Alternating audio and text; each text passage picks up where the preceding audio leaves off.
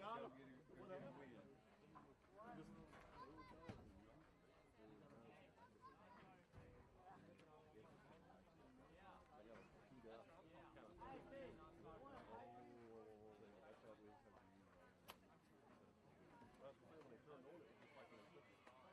Maybe they just come on too much. Fail safe kind of thing. We don't need any more of this. Let's get this thing going. And I said, don't nobody touch that light switch out. Yeah. Well, thank you for earlier. Appreciate it for earlier.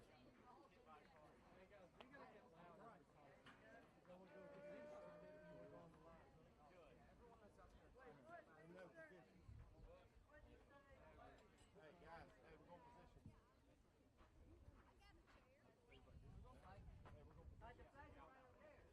position. Just use the flag in center field in the softball field. What was that? Are they gonna do plate?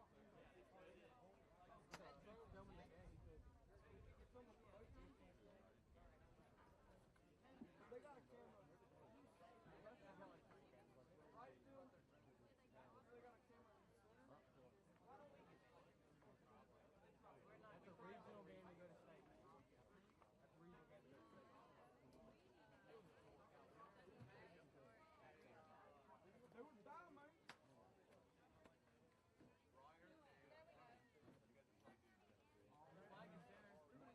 Or we can do softball. I know it's fun. They can do. Tyson, you can easily be taller. We're going to play first. Yeah.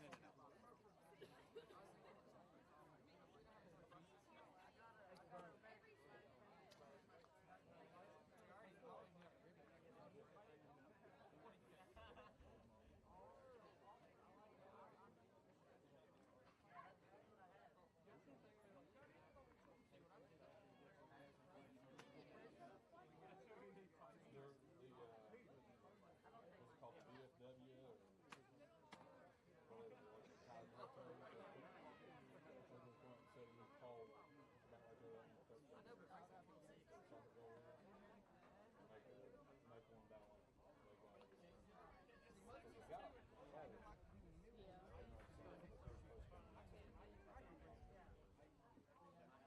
So my dad goes to church with some of the guys that's over that, and they talk to Terry about it. I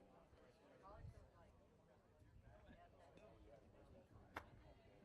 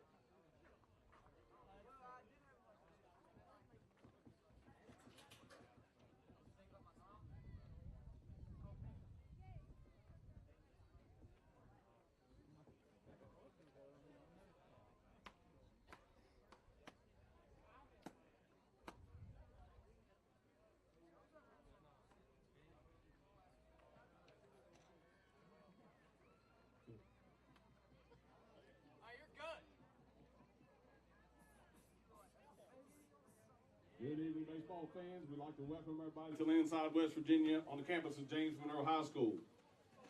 For tonight, the Region 3 Section 1 contest between the James Monroe Mavericks and the Summers County Bobcats.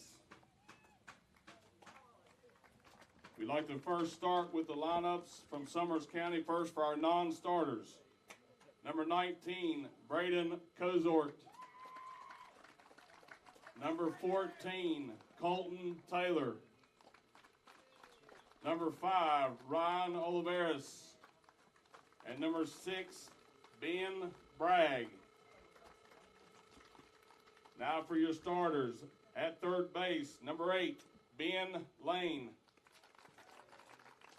At shortstop, number 2, Brandon Isaac. At second base, number 3, Jake Boone. Your pitcher, number 10, Colton Jones. Your center fielder, number 1, Roby Brown. Your catcher, number 7, Grady Allen. First baseman, number 18, Chris Thompson. Right fielder, number 15, Matthew Cox. And number 4, your left fielder, John Williams. Your head coach is Stan Monroe. Assistants, Odie Gibson, Robert Lane, and Rick Isaacs. And now, for your James Monroe Mavericks, non-starters, number 22, Brody Barreras. Number 36, Briar Surface. Number 16, Carson Cohen. Number 33, Jordan Baker. Number 15, Rudy Carpenter. Number 5, Tanner Johnson. And number 14, Tyson Meadows. Now your starters for the Mavericks. At second base, number 8, Hudson Bogus. Your catcher, number 11, Cooper Ridgway. At shortstop, number 9, Peyton Gardenier. On the mound for the Mavericks pitcher, number 3, Caden Hines. Third baseman, number 1, Caden Lowe. First baseman, number 7, Justin Feemster. Your DH, number 13, Noah Jewell. Left fielder, number 12, Cameron Crislip. And in right field, number 10, Bryce Neal. And your center fielder, number 17, Bailey Ridgway. Head coach, Tom Gardenier. Your assistants, Timmy Neal and Richie Baker. We ask that you now stand. Gentlemen, remove your caps as we play our national anthem.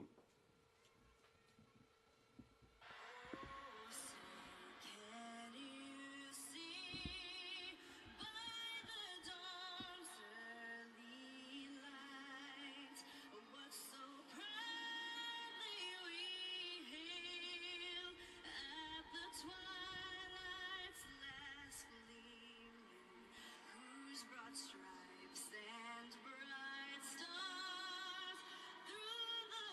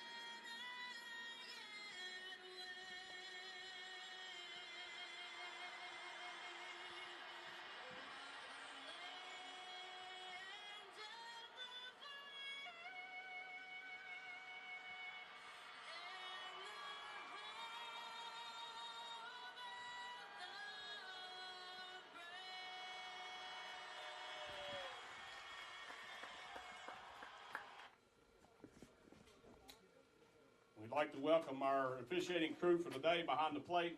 Be Chuck Ratliff, on the bases, Seth Meadows, and Zach Meadows.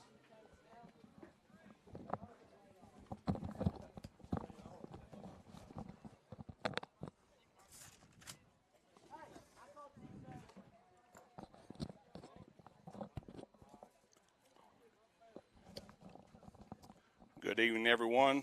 We'd like to welcome you into the Greenbrier Valley channel today, as we got a big contest here today with the James Monroe Mavericks and the Summers County Bobcats. This will be the fourth meeting, actually the third meeting. One of them was a forfeit because of suspensions, but a good contest the last time up. You know, it was a 4-3 ball game, and just a couple substitutions by Summers County allowed Mavericks to get a couple runs late in the contest to kind of open that up, winning that one 7-3. So it has been a while since Mavericks have played. Summers County was victorious on Tuesday, beating Mountain View out. So this puts them into this contest. James Monroe wins this game. They move on to the regional, which will be against Charleston Catholic. If Summers County is victorious, we will be back here again, hopefully tomorrow or Saturday, weather depending on that, because it's looking like a lot of rain. But right now, perfect blue skies, sun's out, no wind at all, just a good day for baseball. Over to our left, we got the softball regional game going on as the camera is moved over and you can't really see, but that game, the winner of that game punches their ticket to the state championship down in Charleston starting next week. That's Midland Trail and the James Monroe Mavericks. I'm not sure the score right now of that. We'll get you a score here in a minute, but we're about set to begin here. Again, just a great day for baseball. It's been a while. I mean, we've had a lot of work kids. The kids have been up here, baseball team. Some of the parents come and coaches just to get this field ready. And right now it's actually in really, really good shape, as much rain as we've had over the last couple of days. So we're about ready to begin. So the first batter up today will be number 8, your third baseman, Ben Lane. Score in the softball game right now is 1-0 Midland Trail. So Ben Lane checks into the batter's box. Caden Hines on the mound. First pitch of the ball game is a little off-speed pitch. It's going to be taken just a little bit high. 1-0 count. Cooper Ridgeway, your catcher, gives him a sign. Caden Hines' second pitch is outside, so he falls behind. 2-0. And you got to think, most likely, he's going to be taking, making Caden throw a strike and get back in the groove. So here's a 2-0 pitch.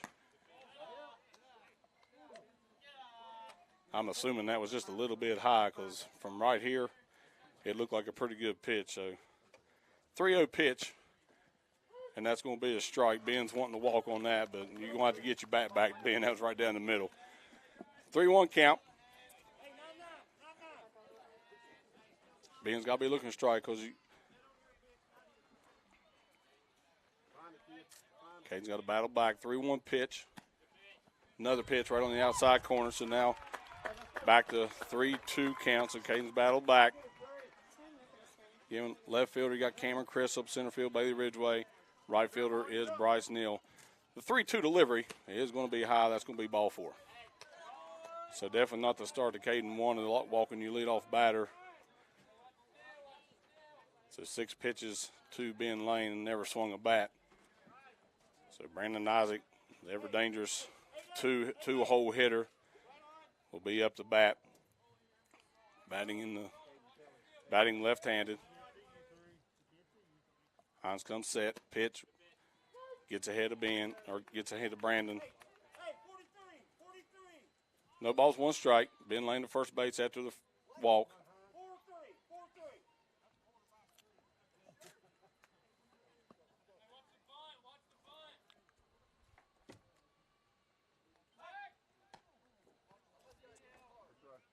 Pickoff move to first, just trying to keep Ben honest. Brandon checks into the batter's box. Here's the pitch. Swing and a miss. Caden works ahead in the count right now, 0-2.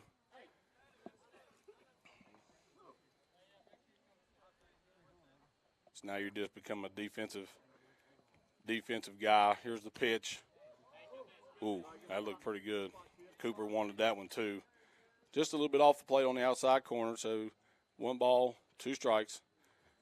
Ben gets his lead on first base. He's taken off, and we're going to have a foul ball. And, man, you do any type of pickoff move over at first base. I know Justin has his sunglasses on, but that sun is right directly in the eyes of the first baseman and the runner, Ben Lane. You see Ben when he takes his lead, just putting his hand over his eyes. You got a timeout. Coach comes down. I'm not sure why they're giving – it's odd on a 1-2 count why you'd be giving any type of signal, because as a batter, all you're trying to do is put the ball in play. You're not going to be bunting. You could be possibly doing a hit and run. That might be the only thing. Brandon back in the box. Ben gets his lead. Hines comes set. Here's the pitch. Strikeout. Going to have a strikeout at home plate. Ben does get the base, but that was a little off-speed pitch by Caden that time, so he does get the strikeout. So we got one down. Ben advances on the throw. We got one down. That's a good comeback after the leadoff walk. So now stepping into the box will be the second baseman, number 3, Jake Boone. Ben Lane moves up to second base. Here's the pitch. Yeah, if you can keep the ball right there, you're not going to get hurt. That's right at the bottom of the zone, right at the bottom of the knees. Strike one from Caden. Here's the 1-0 pitch. That one's going to be outside, wild pitch. Ben's going to move over to third base. 1-1 count. Ben Lane to third. Boone up the bat. Last time played, Summers County got 2 in the first. So we want to try to keep him at check right here. Here's the 1-1 pitch. That ball is outside. Also, Cooper with a pickoff throw. Third. 2-1 pitch. Here's the pitch. That's going to be low. He's coming. And Ben's going to sneak in there. So wild pitch is going to allow Ben to score. So that goes solely on the pitcher, kind of. You get the leadoff walk, and he steals second, steals third on the wild pitch, and steals home on the wild pitch. So Caden falls behind again. 3 balls, 1 strike. Here's the 3-1 delivery. Ball in the outside corner, so he's going to have 3 balls and 2 strikes. –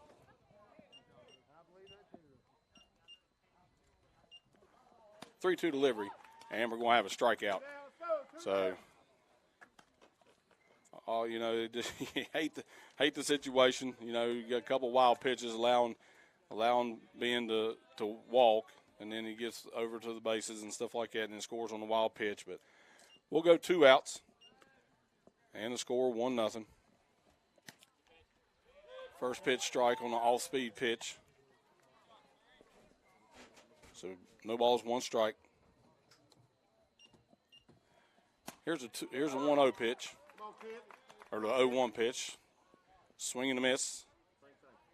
0-2 pitch is upcoming. Jones in the bat. Here's a little high, but he fights that off right off the handle. So we got no balls and 2 strikes. 2 outs on 2 strikeouts.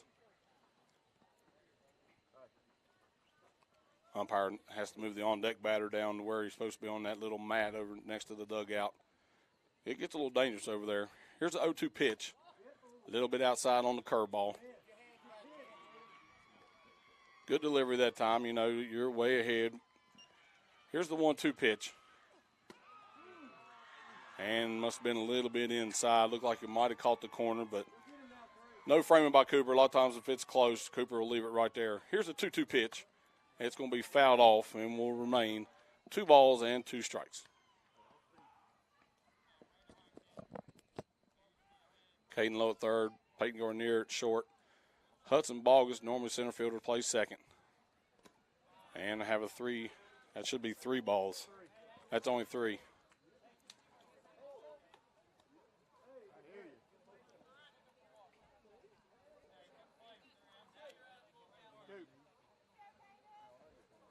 So I have a full count. Colton Jones was ready to head on down to first. But we're going to have his 3-2 pitch. Caden needs to batter right here, getting up in pitch count already. Here's a delivery, fouled off again by Jones. That was a little bit high in the zone, so a good pitch that time, but a good job by number 10, Colton Jones will be your pitcher today, fighting that one off. So another 3-2 delivery. That one's going to be fouled off again. See, it is a lot easier, 3-2. You don't want to put a guy on, so you're definitely looking fastball. If you had a little bit more control of that curve, you'd eat him up. That one's definitely going to be a ball. That one goes all the way to the backstop. So right now, Caden just can't, every now and then it looks like he's found his zone, but he reared back and tried to get a little bit extra on that one and just got a wild pitch. So 2 walks in the inning, 2 strikeouts in the inning. We do have 1 run in for the Bobcats on the wild pitch. Ben Lane scoring the opening run off a leadoff walk. In the bat now, your center fielder, number 1, Roby Brown. Not much lead on first base. Here's the pitch. And it's going to be high and outside.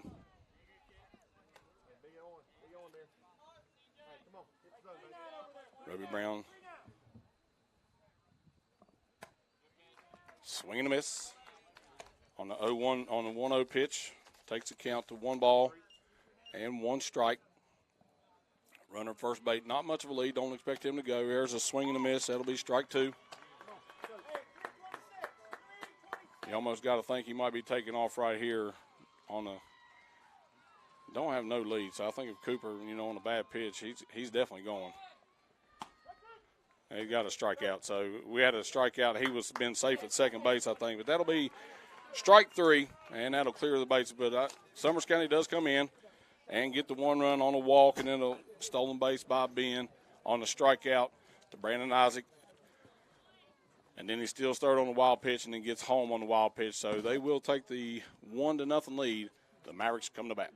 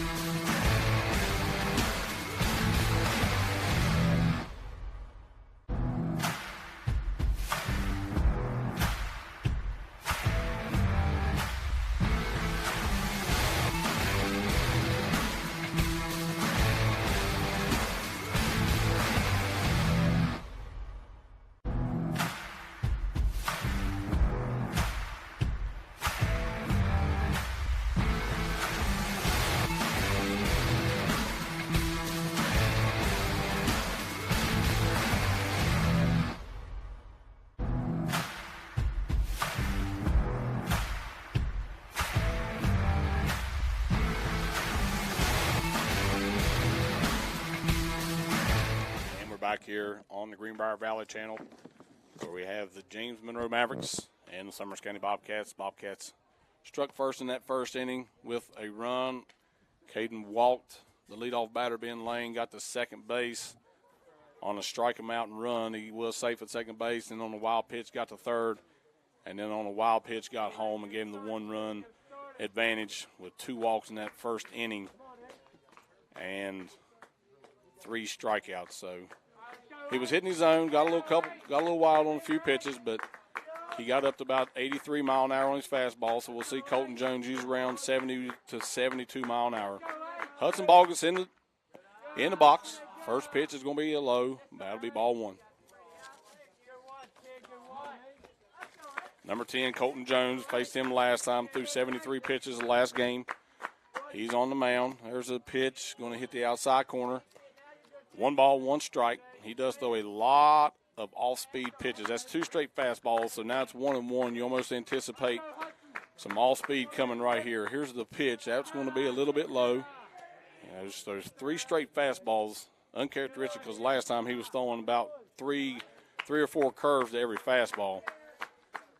Here's a 2-1 delivery to Bogus. That's going to be low and outside, so Hudson is in the driver's seat right here on a 3-1 count. And this is something that we need that Summers County did. We need the leadoff guy to get on because Hudson has a speed to make a lot of stuff happen on the bases.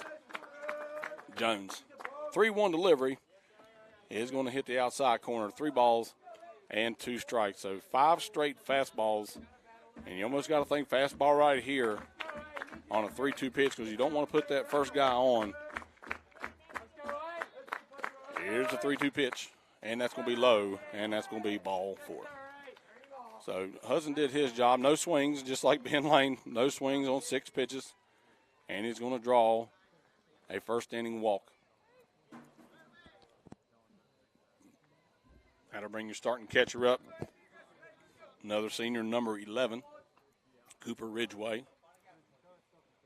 Good story about Cooper. You know, he didn't have no desire to go to the next level and play any sports. He's going to go maybe to New River and get his some sort of work degree or something like that. But now he's entertaining going possibly to maybe as a walk-on or something like that to West Virginia Tech to maybe pursue baseball and something down there. So good luck to him and hope that works out. So he's in the batter's box, been a great athlete here for 4 years for the Mavericks at all sports. Hudson with a big lead at first base. Colton Jones checks him out. Here's the delivery. That's going to be low, and he's going to be safe at second base.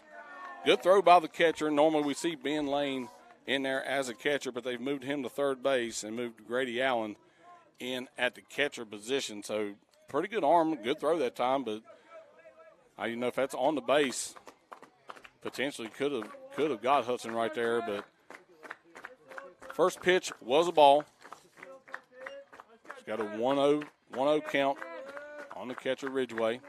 Here's a 1-0 delivery. That's going to be low and outside, ball 2. So still real uncharacteristic. Nothing off speed yet for the pitcher Jones, and that's all we saw in the previous meeting with Jones was a lot of off speed. Hudson with a pretty good lead on second base. Here's the pitch. There's the first curveball we've seen on a 2-0 count, and that's 3-0. And yeah, Tom gives him a green light, but this early in the game, when you need base runners, I'm saying, fake bunt, crowd the plate, do something, got to get guys on because right now he's not throwing anything close to the zone. Here's a 3-0 pitch. That's going to be low, ball 4, so Hudson's going to take off for third. Here's the throw. That's going to squirt away, and I think that was a smart move. Cooper's going to draw the walk, and he's going to advance to second base, so second, third now. And you got Peyton Gardner, the leading hitter so far this year for the Mavericks. And right now, Colton Jones is not finding the zone at all. 2 walks in the inning. And you got Peyton Gardner starting shortstop today, coming up the bat. Cooper did a smart thing. As soon as he drew that walk, he was hustling down to first base, and on the throw to third, he got by Ben Lane. And he gets down to second base. Now you got 2 runners in scoring position. And I'm glad Hudson didn't take off because Ben's got a pretty good arm at third base, and that ball didn't get too far away. So Jones is going to go from the windup. Here's the 0-0 delivery. It's going to be a pop-out. Foul ball over down past the first base side. No balls and 1 strike. So he was looking fastball. He had a pitch that he could hit right there, and he fouled it off. So now Peyton's got to be in protect mode because he likes to throw a lot of junk. Here's the 0-1 pitch. That's going to be high, but he's going to get the check swing strike. And Peyton's got to be mad at himself because that was above his eyes. So now Jones in the driver's seat. No balls and 2 strikes. You can twist the ball. This is all speed coming right here. There it is. That's going to be a base hit down the line. That's going to score 2 as Hudson Bogus gets in and Cooper Ridgeway gets in. So Peyton Garnier did his job on and hung back on that little slow curve from Jones, and he gets the single down the line and scores 2, and the Mavericks take a 2-1 lead. So now the pitcher, number 3, Caden Hines, up the bat. Peyton Garnier gets his lead at first base. Here's a throw over. Peyton didn't have very big lead that time. The sun has gone down, so that definitely helps your first baseman and the runners looking right directly into the sun. Jones comes set. Oh, they got Peyton. They got Peyton leaning. And they got him in a pickle. They're just going to keep throwing and throwing and throwing.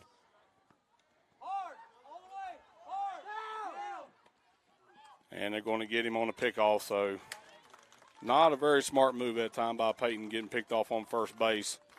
I've always said if you're not going, don't get a big lead. So now the bases are empty, and that'll be 1 out. Nobody on. Caden Hines up the bat. No balls. Hey, start it over 3. Let's go, kids. Let's go, 3. Let's go, big.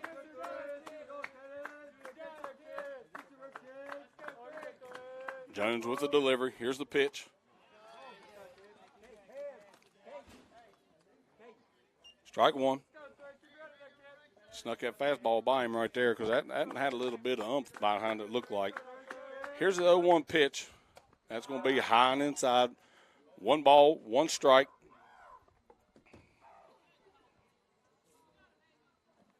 Maverick struck with 2 on a single by Peyton Garnier. Here's the 1-1 delivery. This one's going to be pulled foul on a fastball. So you're that early on a fastball, you got to think something off speed's coming right here. So you got to be disciplined yourself and be thinking fastball, keep your hands back, and be looking for that off-speed pitch.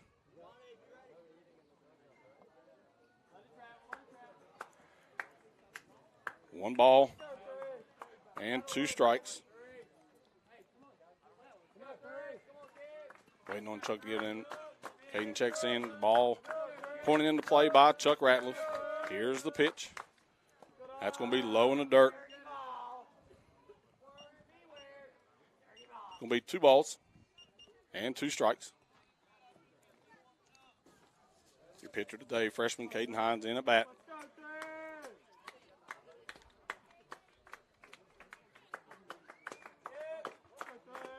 Be disciplined and be looking for something off speed. Here's the pitch. A little bit out in front of that when he fouls it off. Foul ball, straight back.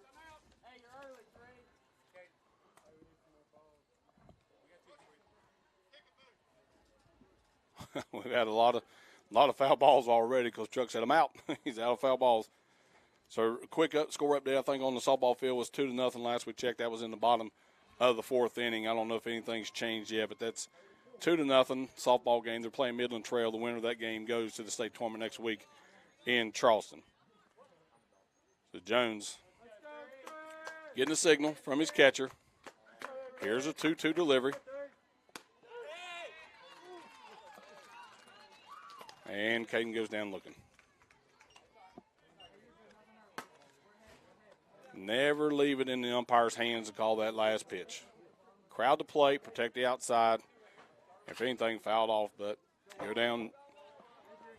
Can't blame it on the umpire. You got to be swinging. Caden Lowe up the bat, 2 outs. Mavericks 2-1 lead. Jones with the delivery, and he's going to foul off. Strike 1. And his score over in the softball game is still 2-0. Probably moved into the 5th inning, I think. Colton Jones gets ahead of Caden Lowe. Here's an 0-1 delivery. That's going to be low and inside. Be 1 ball and 1 strike.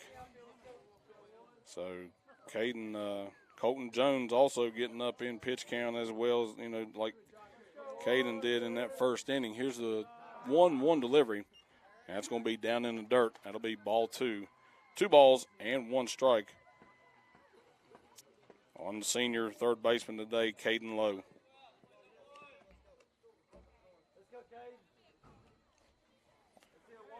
Colton Jones gets his sign from his catcher, Cody Allen. Here's the pitch. He was, you couldn't see it, but he was so undecided on that swing. He just kind of whiffed that, and that was low down in the dirt and still swung at it. So now we got 2 outs. Count is 2 balls and 2 strikes. Here's a 2-2 delivery. That's going to be a high ball 3. So right now, Caden Hines in that first inning with 31 pitches. Colton Jones right now is working on pitch number 25, so that's a lot of pitches from your starting pitchers in that first inning. A lot. So they're going to definitely have to crack down on that.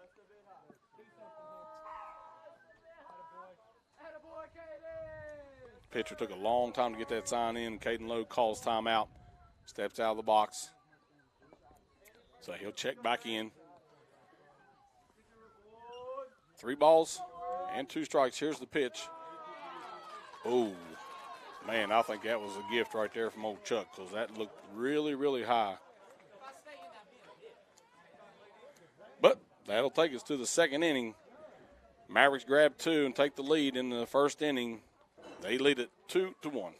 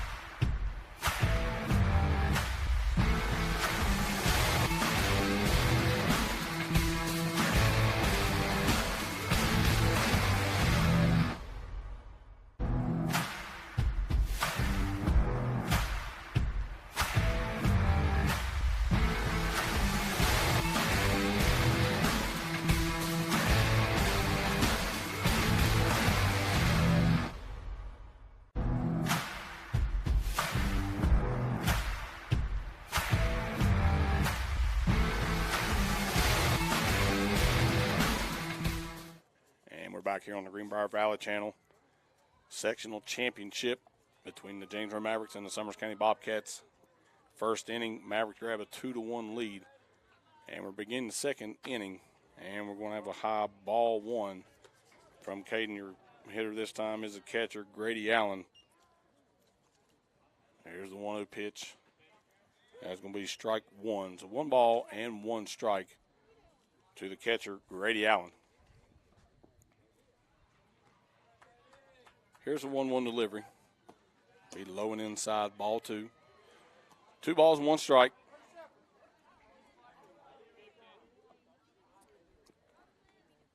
Steps back in the box, gets his sign. Here's a pitch, and it's going to be swung on and missed. 2 balls.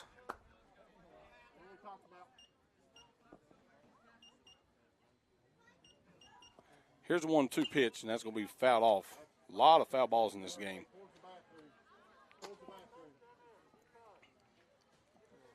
So the 1-2 pitch was fouled off on the fastball.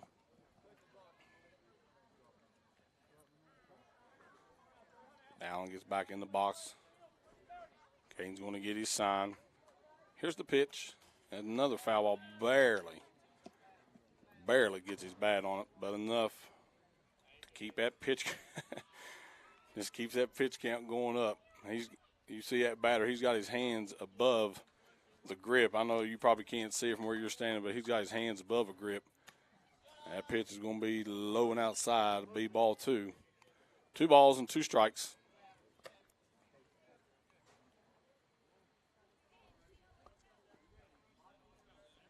Ridgway gives his sign. Here's the pitch, and that's going to be strike 3. That'll be 1 out for the Mavericks here in the top of the second. So that'll be his 4th strikeout of the evening for the freshman Hines. Coming up to bat will be your first baseman, number 18, Chris Thompson. Here's the pitch. Fastball. Swung on and missed. No balls and 1 strike. Quick update. Softball game, Midland trail up 3-0. Here's the 1-0 delivery. A little high. 1 ball, 1 strike.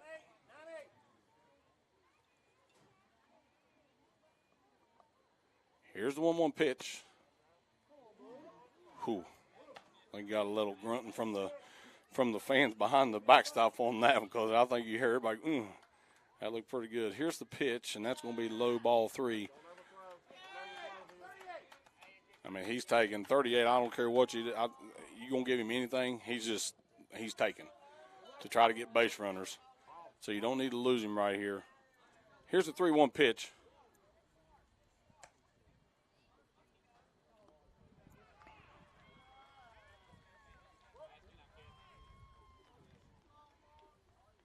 Pitch, right down the middle. And it was taken all the way, because that was right across the thighs, right down the middle, and that was just straight coach saying you're not swinging on this one.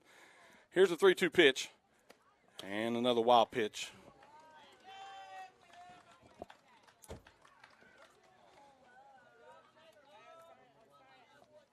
It's just getting a little overthrown.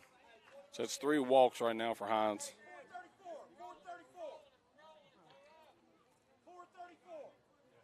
So you wouldn't think, you almost think maybe bunt right here, because you don't have a lot of speed on first base.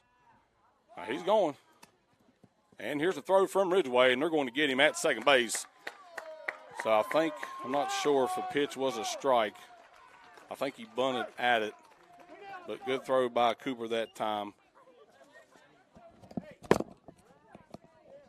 that a strike or a ball?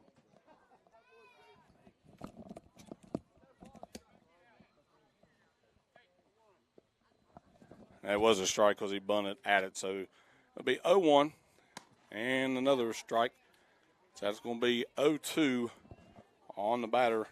Batting in the 8-hole is Matthew Cox, playing right field, wearing number 15. Here's the 0-2 delivery, and it's going to be swung on and miss. So we'll go into the bottom of the second inning with your score, James Monroe 2, Summers County 1.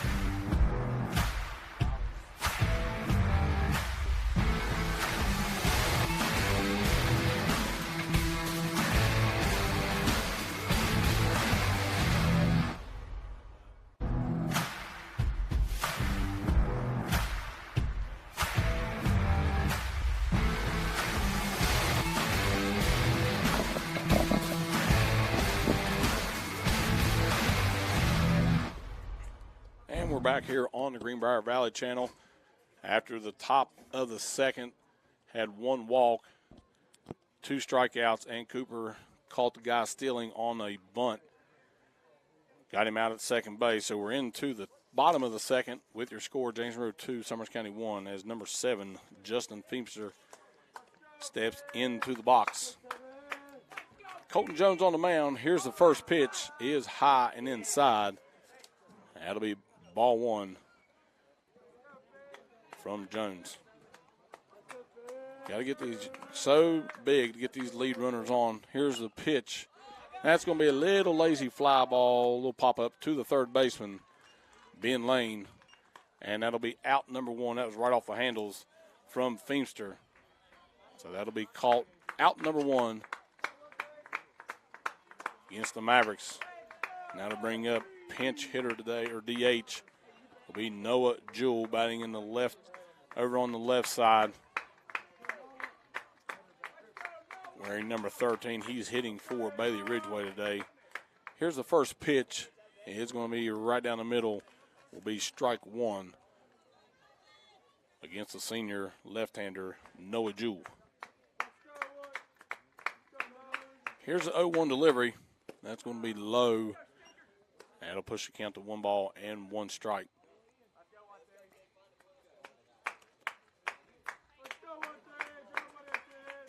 Here's the 1-1 delivery from Jones.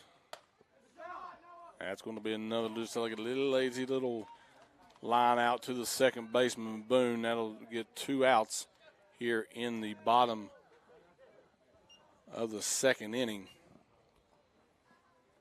And that one right there didn't sound like it was hit very well either. Just kind of just died at the second baseman. So real quick, he's got his pitch count down in this inning because he's only thrown like 5 pitches so far. We got 2 outs. Cameron Crisp, number 12, in at bat. First pitch is high and outside. Ball 1. 2-1 your score. Mavericks lead it. We're in the bottom of the second. Here's a 1-0 delivery. Cameron swings under that one. That'll take this count to 1 ball and 1 strike. 2 outs in the bottom of the second. Here's the 1-1 pitch. That's going to be low. Ball 2. Again, we got a softball game regional over to our left. Winner of that goes to the state tournament beginning next week. Here's the pitch, and that's going to be strike 2 on a curveball. Cameron jumped back on that one and come right across the plate. 2 balls, 2 strikes. And here's the delivery. That's going to be high and inside, ball 3. That looked like maybe one of his quickest pitches that he's thrown, fastest speed-wise that he's thrown today. He must have a lot of pitches because he just shook off 6 pitches. Here's the pitch. That's going to be a little high. Colton Jones thought he had a strikeout. It must have been just a little bit high. And Cameron draws a 2-out walk. And that'll bring up number 10, Bryce Neal, batting in the 9-hole. He's our starting right fielder today. I'll tell you, if you go back and watch this game, do not take your lead until the guy is on the rubber. Please. Cameron gets his lead. Got good speed. It's Bryce Neal, number 10, in the box. And he's going on the first pitch, swinging a miss on the strike. And I don't know, it could have been either way on that one. If Brandon Isaac catches that one could have went either way. But that moves him into scoring position, so now you almost think that a base hit would bring in the run. But that was a strike, swing and a miss from Bryce Neal, the senior right fielder. Here's the pitch, high and inside, ball 1. 1 ball, 1 strike, and 2 outs. Crystal gets his lead on second. Colton Jones with the delivery. Here's the pitch. That's low in the dirt. That's going to bounce to the backstop. And that hit right on the front of the plate. Catcher didn't have much of a chance. That hit right on the front of the plate and went to the backstop. And that'll move Crystal over to third base on the wild pitch. That takes the count to 2 balls and 1 strike. We do have 2 outs on a pop out.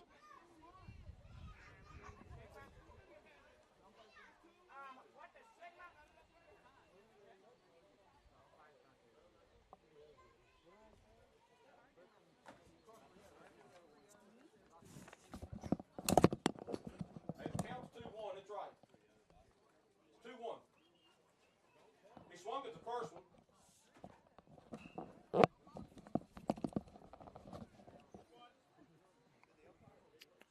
I think Chuck had the wrong count in behind the plate, but we have 2-1 on the board, and that's why they checked because the dugout had it, the first base guy had it, but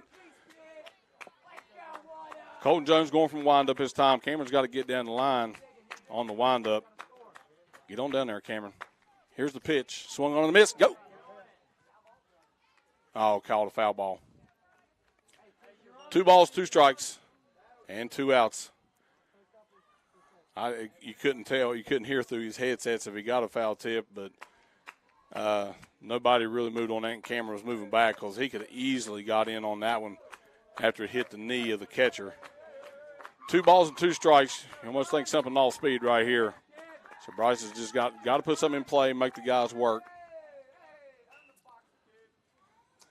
It's like the pitcher, Jones, is getting a little upset, but he's out there shaking off about 6 pitches. So here's a 2-2 delivery. Here's the pitch. That's low and outside. You got to get back, Cameron.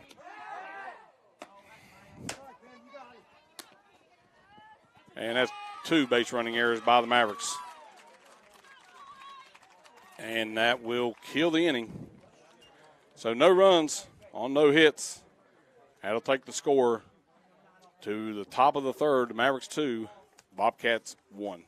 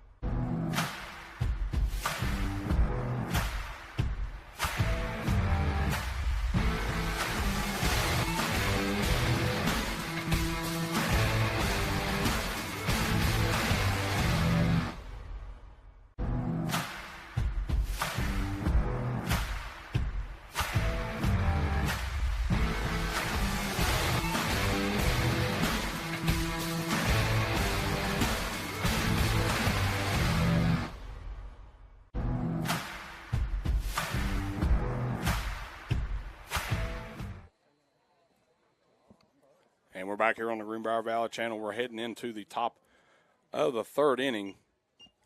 Mavericks lead at 2-1. Your number 9 hitter, John Williams, number 4, steps into the box.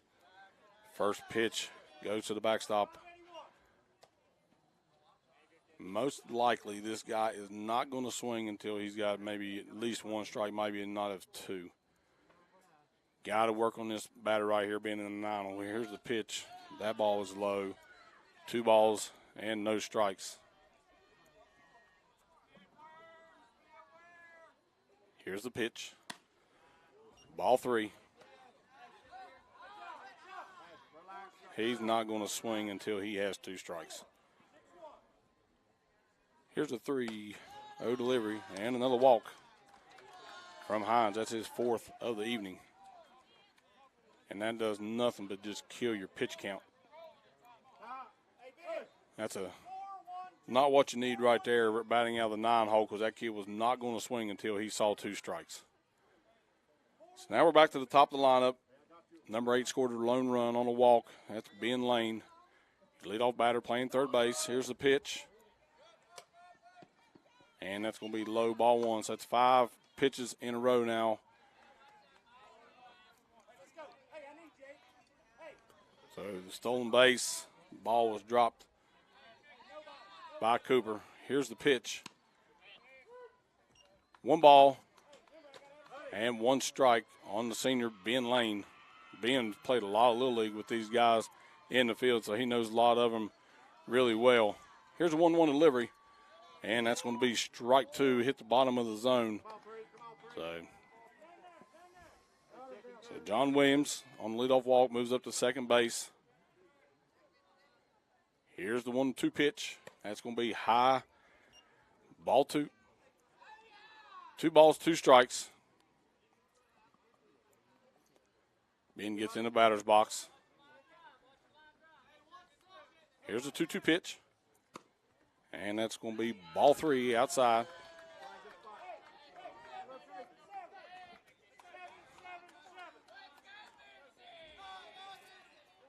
Full count. 3 balls, 2 strikes, no outs. Here's a pitch. And another walk.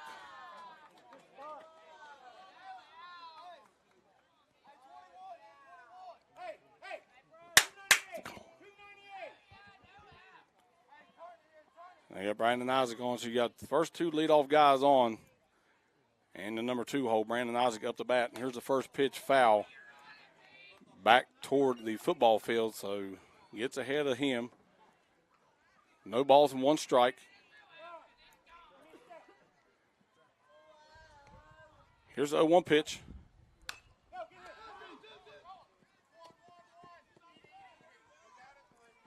So ground ball back to Caden, throws over to Caden Lowe, gets the lead runner, and we got 1 out. Did a smart thing. Instead of going 2, he did get the lead runner. You definitely want to make sure you get the lead runner. You know, make sure the first out, so that'll get 1 out. Here in the top of the 3rd inning, still with 2 on. Moving into the 3 hole from number 3, your second baseman, Jake Boone. Ben Lane moves up to second. Brandon Isaac goes to first base.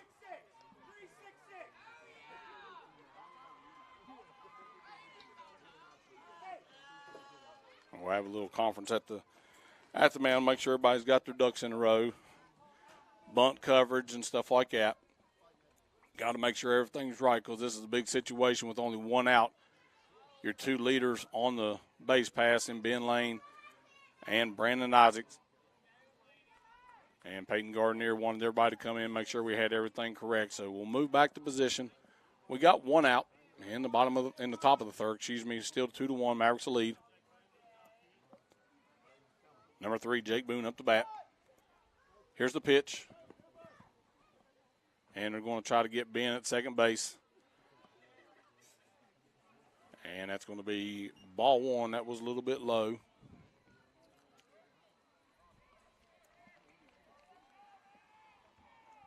Here's the 1-0 pitch. That ball's outside, so we got 2-0.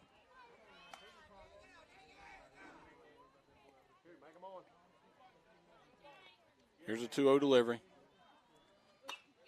That ball is fouled off down next to the Votech Center, so we have 2 balls and 1 strike, 1 out.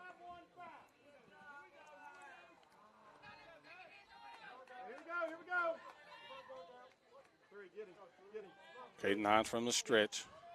Both runners going.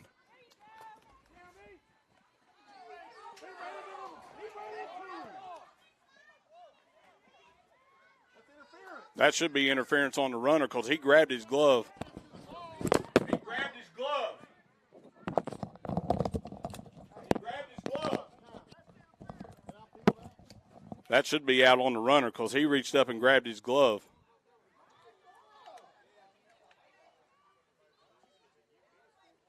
That's not the right call. He grabbed his glove.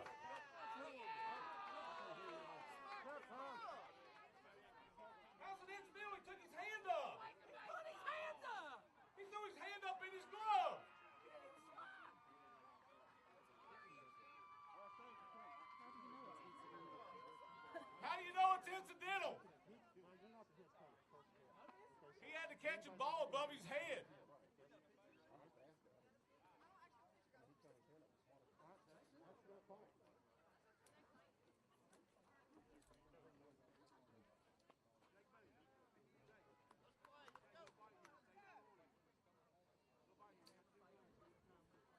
Ball's above his head. His hands don't intentionally go above him. You got to get down right there and stay straight up. It's not incidental if he don't fly.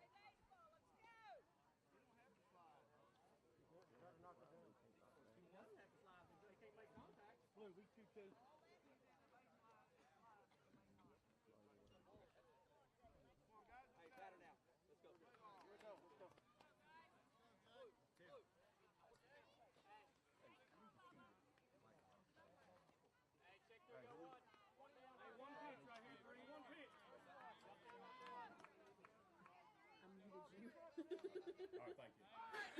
And we're back to the action after the questionable call at second base. 2-2 pitch. And we're going to have strike 3 on the batter. So we got 2 outs. Runners move up. And what happened at second base, Cooper threw it down. And what it looked like, Brandon reached up and hit the glove of Hudson Balgus and knocked the ball down. But no call, so they both move up. And you got the cleanup hitter, number 10, Colton Jones. Here's the pitch. That's going to be a little high and inside. Ball one.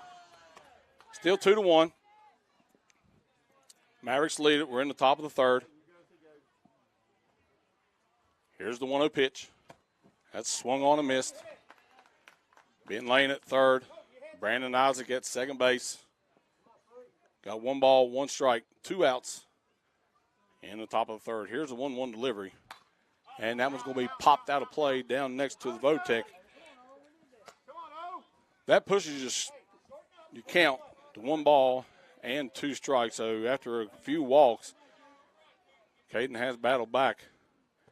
Here's the pitch, high. That was a good job by the batters. That was definitely would have been ball 2, because that was up around the numbers, up around the letters actually, and he fought that one off. So 2 balls, 1 strike, steps back in the box. Hines gets a sign. Here's the pitch.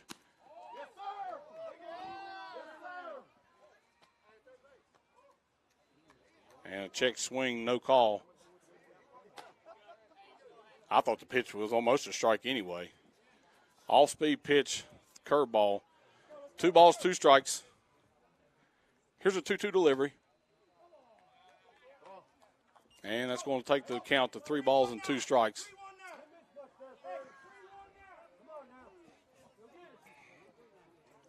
Here's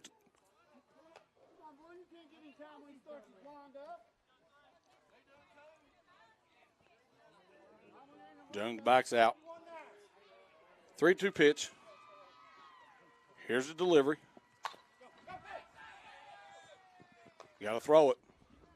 And he's going to beat it out. Yep, good job. I mean, not beat it out, but we're going to – good job by Peyton Garnier at time, because that's a strikeout. If you don't hit that, it's a strikeout. But if he gets a walk right there, we would have had Ben in a rundown on third base, because he was halfway down the line. And I'm not sure why he had the runners that far down the line. But anyway, we get out of it. That keeps the score at 2-1. Mavericks come to bat in the bottom of the third inning.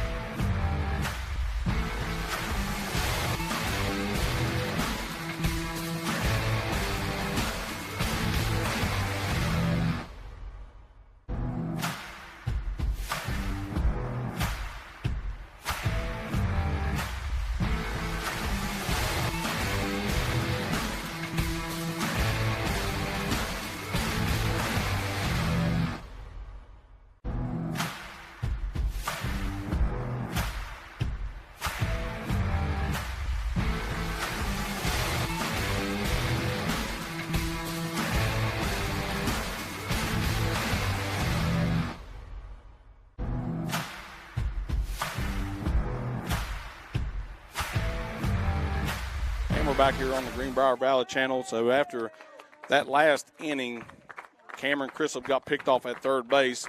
Bryce Neal will come back to bat with a fresh count. Here's the first pitch. That's going to be a little bit outside, ball 1. As we move into the bottom of the third, Mavericks will have 9-1-2 coming to bat. Here's 0-1 delivery, fouled off. That'll take the count to the 1 ball and 1 strike on the senior right fielder, Bryce Neal.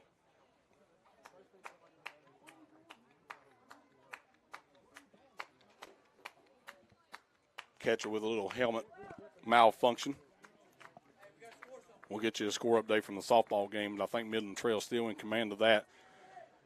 The winner of that punches their ticket to the state tournament next week. That'll be played in Charleston. This game right here, James Monroe wins. They will win the sectional title. They will go on to play Charleston Catholic starting Monday, a best 2 out of 3 series. If Summers County wins, we will come back and play a deciding game tomorrow. And if that gets rained out, you go to Saturday. But looking at the forecast, it is not looking pleasant for the next 2 days, so I'm not sure of the scenario. 1-1 pitch. That's going to be a little low and outside. That'll be ball 2. 4-0 is your score on the softball field. Midland Trail is winning. They are batting in the top of the 7th inning. Here's a 2-1 pitch, swung on and missed by Bryce Neal. A little bit low. Had a pretty good cut at it. Takes a count to 2 balls and 2 strikes.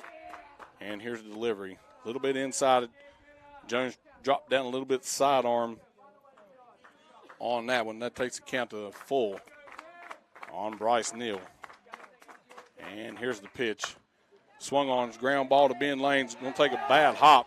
Ben's going. He wanted to throw at him really bad, and you could hear Brandon from shortstop. No. He told him no, because by the time he got ready to throw at Bryce Neal, had already reached the dirt. So, for us, yeah, you want him to go ahead and throw, because a wild throw, he definitely advances to second base.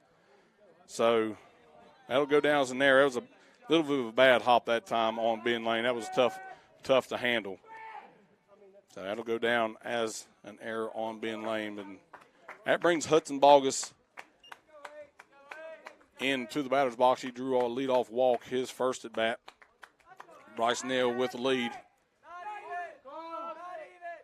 I tell you what, we're getting some big leads, and I don't know if Tom's planning on seeing him or not, but that was a big lead that time behind Bryce Neal.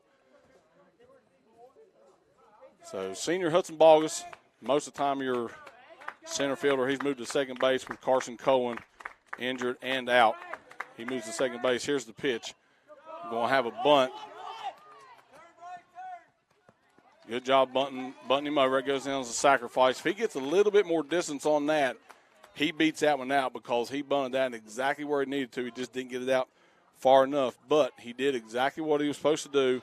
Moves Bryce Neal over into scoring position with Cooper Ridgway coming to bat. Cooper drew a walk as well in that first inning and advanced to second.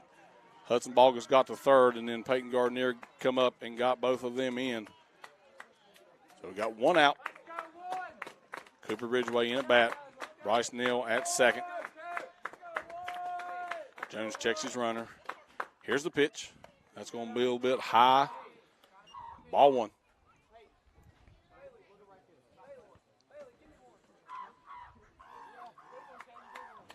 Second baseman's holding him on a little bit. Nobody real close. It's going to be a foul ball. That takes a count to 1 ball and 1 strike.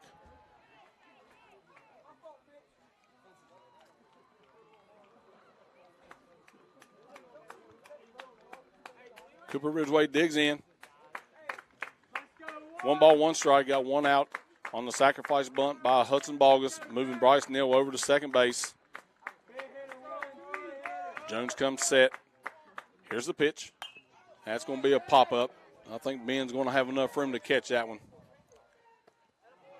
Yep, and he does corral it. That'll make it out number 2 for the Mavericks. So after the leadoff walk, right now, nothing hurt. Actually, not the walk. It was a reaching on an error, but nothing hurt right now for Jones. But Peyton Gardner, first at bat, had a really good base hit down the line drive. He's back in the box. Starting shortstop made a great play that last at bat or last inning for the Mavericks, getting them out of the jam. He steps in. Here's the pitch. And there's another one down the line. I think that was going to be just foul. Got that head of the bat out just a little bit early and had that hook spin on it. Ball started in fair territory, but a hook foul. And as I say, just a long strike.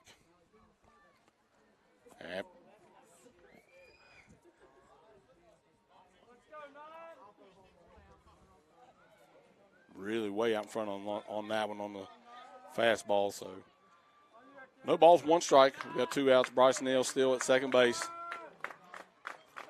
Jones comes set. Here's a pitch. And he fights that curveball off. No balls and 2 strikes. So Jones is way ahead of here, so he can play a lot on this right here with a lot of off speed, nothing in the zone. You got to think they're going to tell him don't put anything in the zone where he can hit.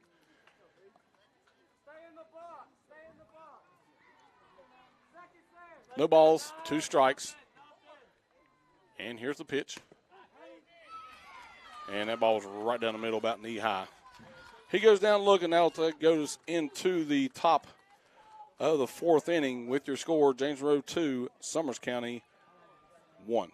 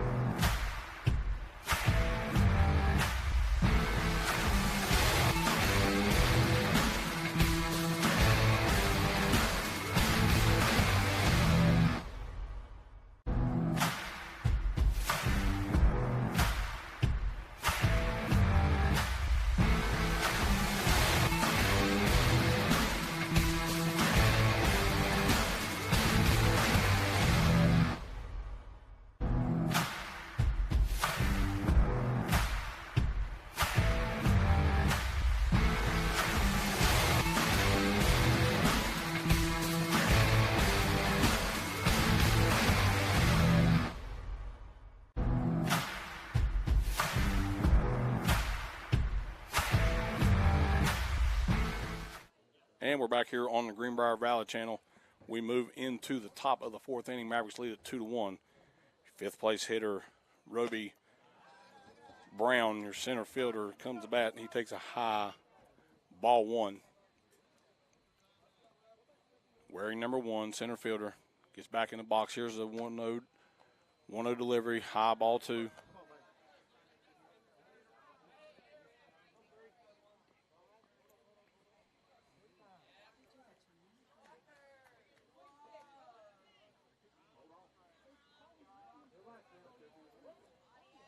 Here's a 2-0 delivery, and that's going to hit him.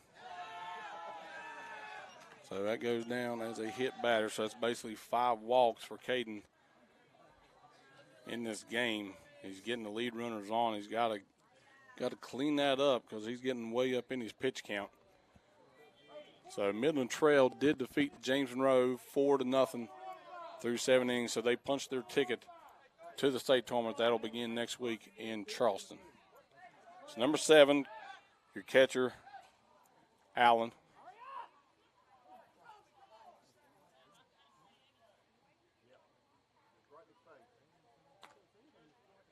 Yeah, I mean that's just a dangerous throw over there because you could hear Justin said I can't see nothing. So if anything, just step off, just to keep him honest because nobody can see anything. Runner's going. Here's a high pitch. Cooper with a high throw. That ball's going to go to center field. If that throws down, he's out by 2 or 3 steps. And Cooper had a good pitch to throw on. So that high pitch, he come up out of his stand. So, again, another ball.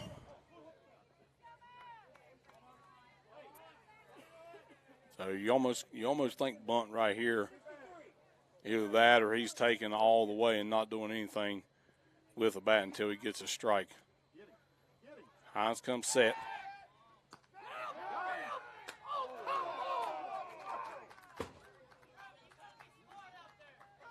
Pickoff attempt Looked like it was pretty close. I'm not sure. I'm not sure from here what will happen, but Hudson got it on him, looked like.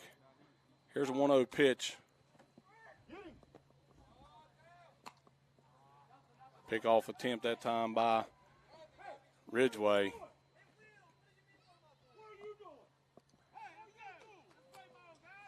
Got a 2-0 count.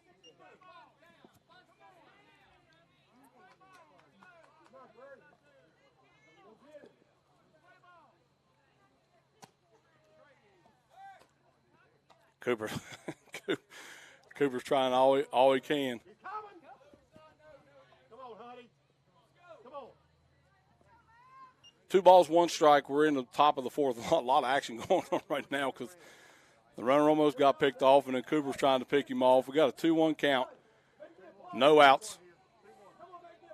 Leadoff guy gets hit.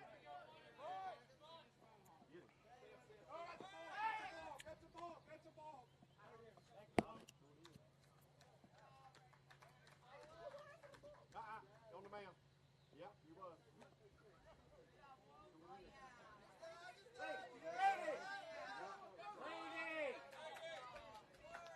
It's going to be a balk. No pitch.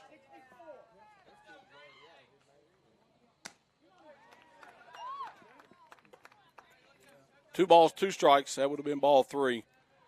Gave him one right there.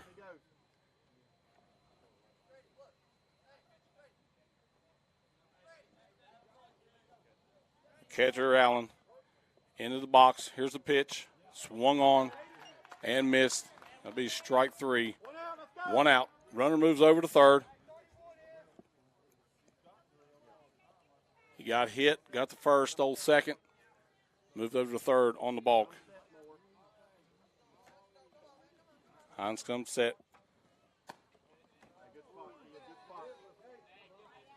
Holy cow.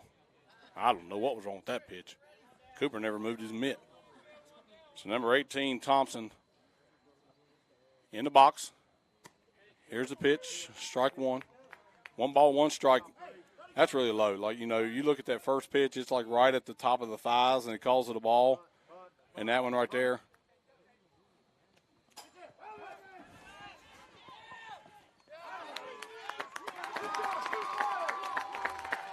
Runner tried to steal home, and that was a great bounce. You could hear it. You probably couldn't see it, but it hit that pole perfect and bounced right back to Cooper, and he didn't have to make a toss or anything. So that gets 2 outs. I mean, if he has to toss that one, probably would have been safe. But that takes the count to 1 ball, 1 strike. Here's a pitch. Do it how you want. Do it how you want here. 2 balls, 1 strike. Here's the pitch. Swung on and missed. 2 balls, 2 strikes. Thompson. And that's going to be strike 3. So nothing heard after the leadoff gets hit. Luckily, I mean, you could hear it. You maybe hear it on the Greenbrier Valley channel. That ball hit that pole back there and bounced right directly back to Cooper. And on the break, the kid was going from third base, and Cooper tags him out at home. And that takes us into the bottom of the 4th. Mavericks lead it 2-1.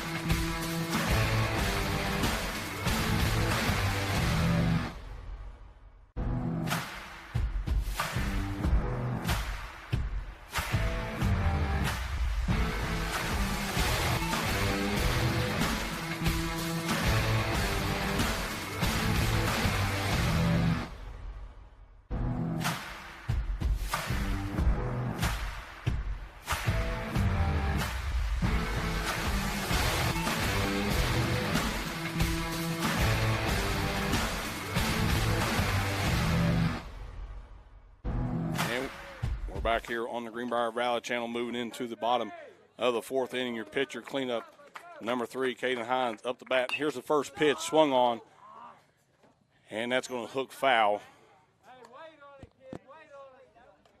So that'll be strike 1 on the pitcher, Caden Hines.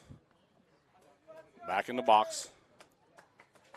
Your pitcher, Colton Jones, number 10, from the windup. Here's the pitch. That's going to be high. Ball 1. 1 ball, 1 strike. 2-1 Mavericks lead it. As center fielder had him played perfect. And that's going to be out. Number 1 on a fly ball to center field.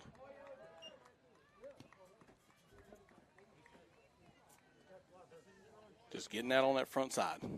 You know, you're reaching and you get out on that front side and you lose all your power. 1 out. Caden Lowe up the bat. Here's the pitch, high, ball 1.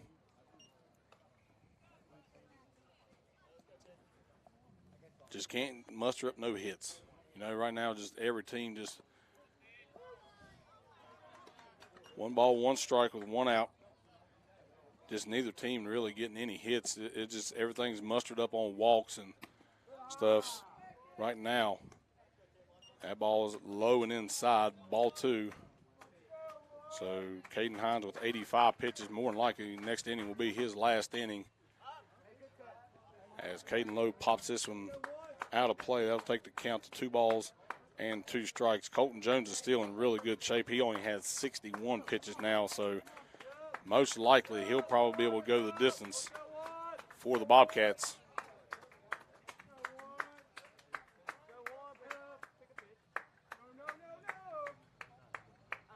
I'm going to ask, I know some of the coaches from Summers County, I'm going to ask them after the game how many pitches this guy has, because I've seen him shake off like six pitches. So here's a 2-2 delivery.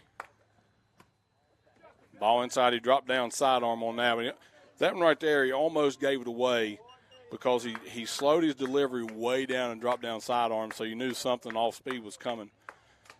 So here's a 3-2 pitch. That one's going to be fouled off down the right field line, and we'll do the 3-2 pitch all over again. You got 1 out on a deep fly ball by Caden Hines on the first out. Again, congratulations to the Midland Trail Patriots. They punched their ticket in the softball, beating the Mavericks 4-0 in 7 innings just moments ago. Here's a 3-2 pitch, and that's going to be a bouncer right to the second baseman. That one's easy to handle, and that'll be out. Number 2.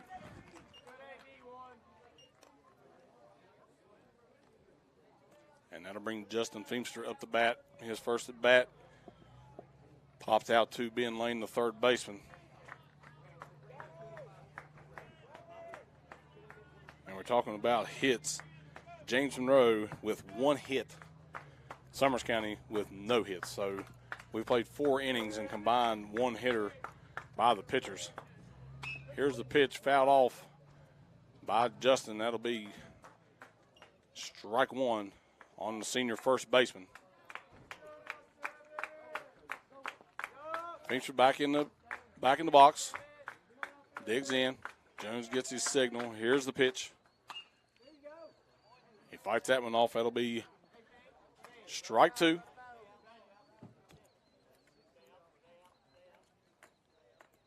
awfully close to the Jeep there, 7. This is where you got to, discipline yourself and scoot right up on that plate, and you got to protect anything on the outside corner.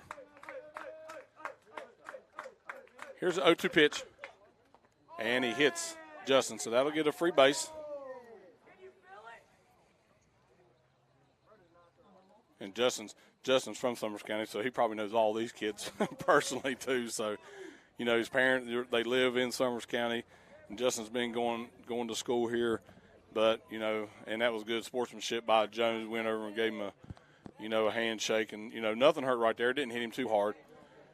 That puts Justin at first base with 2 outs. And that'll bring up the designated hitter for today, Noah Jewell, number 13, batting left-handed.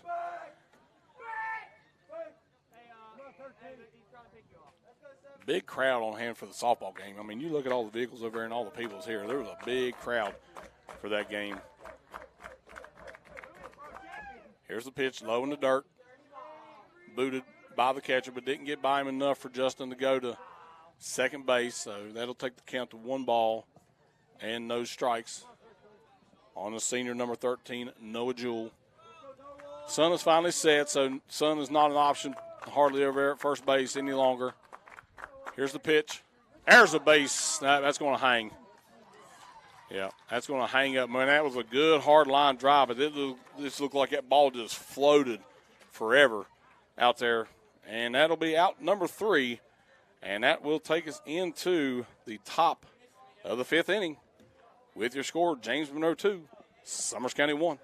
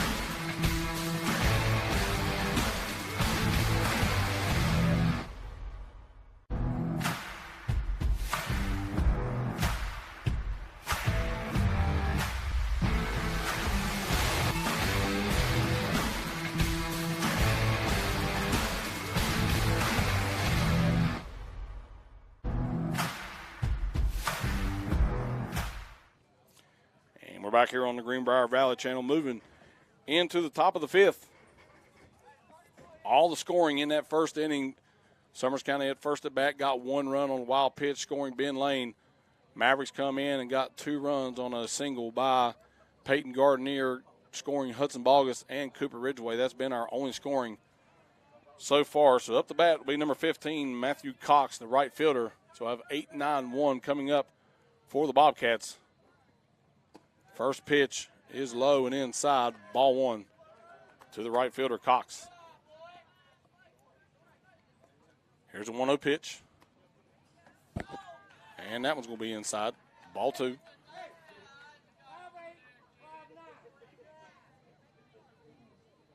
They're not going to swing. You just got to put the ball over the plate. They're not going to swing until they get a strike. I mean, it is just, yeah. Strike 1. And plus, this guy is like, he's right in the back of the batter's box, close to the outside edge. Second pitch is swung on and missed, strike 2. 2 balls, 2 strikes, no outs. And here's a 2-2 delivery, and that's going to be low and outside, ball 3. So another count, run full by the freshman Hines. 3 balls and 2 strikes. It's just weird. You give them signals on a 3-2 count because you just got to swing. Ball's in there, you got to swing.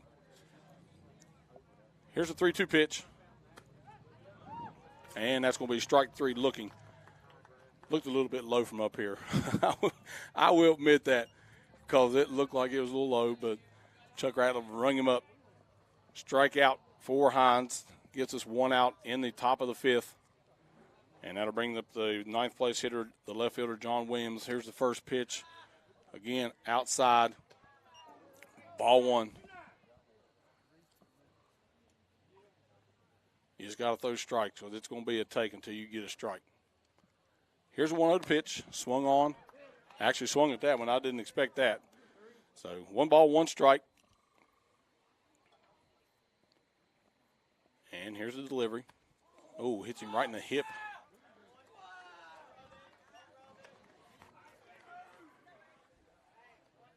Now we're back to the top of the lineup. This will be Ben Lane's 3rd at-bat of the evening.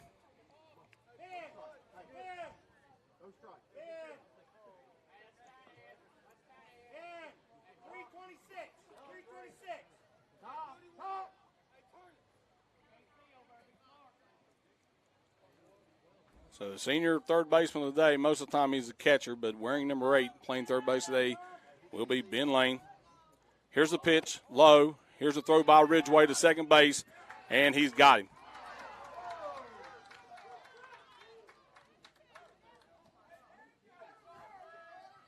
I don't know.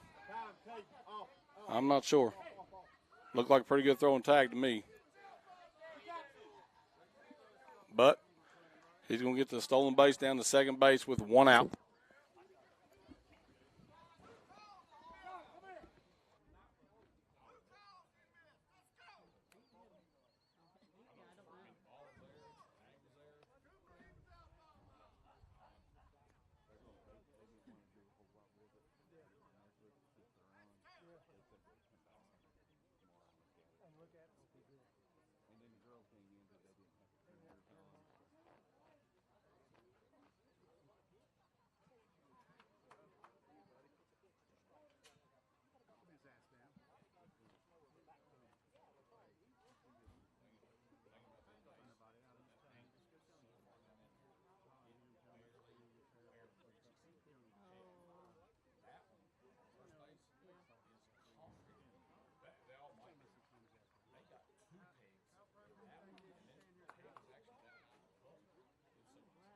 Stay and watch the rest of the game? I'm not talking to you. I was talking to him. So you just need to get in that conversation. Yes, sir. Hey, we got 1 out. 1 out. Yeah, 1 out.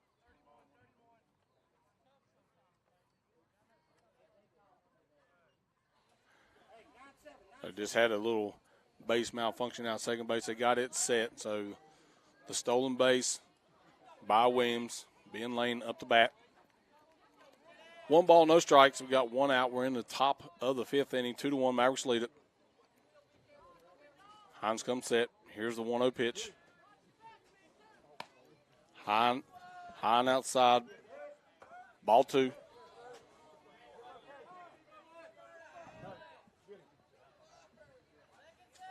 Here's a 2-0 pitch. Swung on. And have a foul ball. 2 balls, 1 strike. We got 1 out. Ben was way out in front of that and just barely, I think, got his end cap on that one. That'll take the count to 2 balls and 1 strike on the senior third baseman.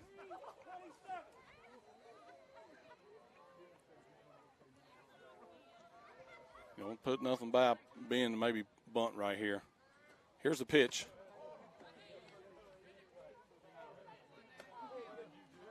That must have been a little inside because he jumped back and Cooper kind of framed that one. Here's the 3-1 pitch.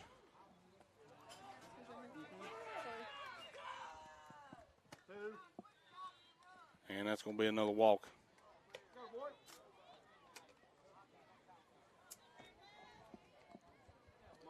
So that makes it runners on first and third with Brandon Isaac coming up the bat.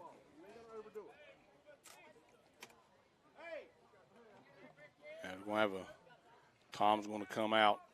Caden's up, I think, over 100 pitches, so this is by far the most he's ever pitched. So getting up in that pitch count on a 15-year-old arm gets a little worn in between innings, stuff like that. And he's thrown a lot of pitches compared to Jones. Jones is just at like 70 or 72 pitches on the night, so more than likely he's going to go the distance. But I'd like to see Caden battle right here. But you got 2, 3, 4 coming up right now with only 1 out, and on his first pitch, Ben's going to take off to second base. So we'll see what happens. See, Tom's going to give him instructions. Cooper come up and maybe just throw it, and if he don't, the guy on third base doesn't go.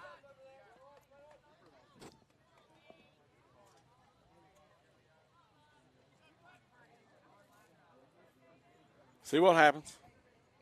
Corners will be playing in. Double play death by the middle infielders. Isaac digs in. Here's the pitch. Swung on and missed. Trying to pick him off at third base.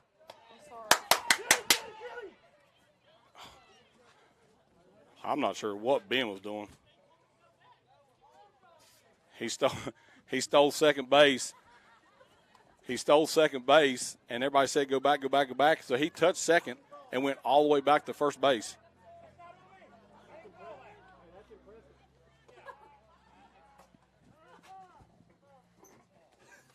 So no pitch. There has been a lot of action. I'm telling you, man. I mean, there's been so much stuff go on, and I don't know. But if he would just step off right here, he's going to pick off Ben. Going on the pitch. And that's going to be down for a base hit. That's going to score 1 run. That's illegal. He's an automatic out. So that does tie the score. So Brandon Isaac gets the base hit. That's the first hit.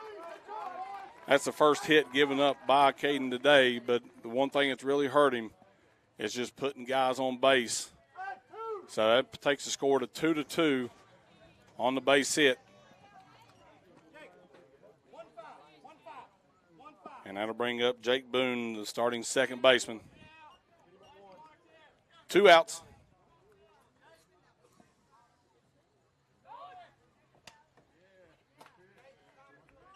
Good stop that time because Brandon went on the pitch on a high leg kick by Caden Cooper. Didn't have much of a chance that time. So he did get the strike. No balls, 1 strike. We're tied at 2.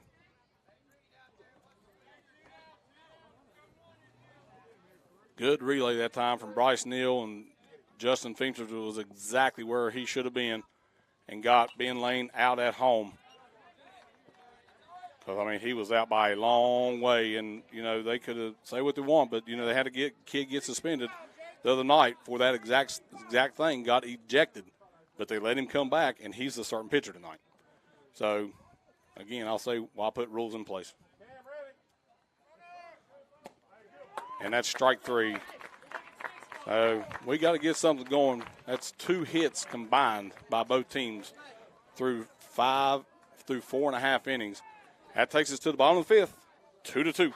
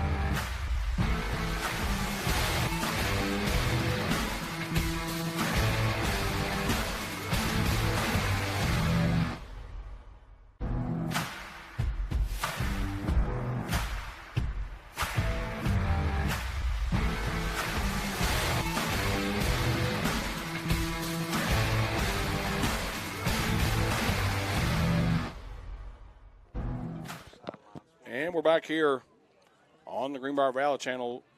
Summers County was able to scratch one out in that second inning on the first hit of the game by the Bobcats. It was Brandon Isaac, and that scored 1 run. We got the run out at home. Ben Lane trying to score, but a good relay from Bryce Neal to Feimster. So here's the pitch, low and outside to the 8-hole hitter. That's number 12, Cameron Crislip.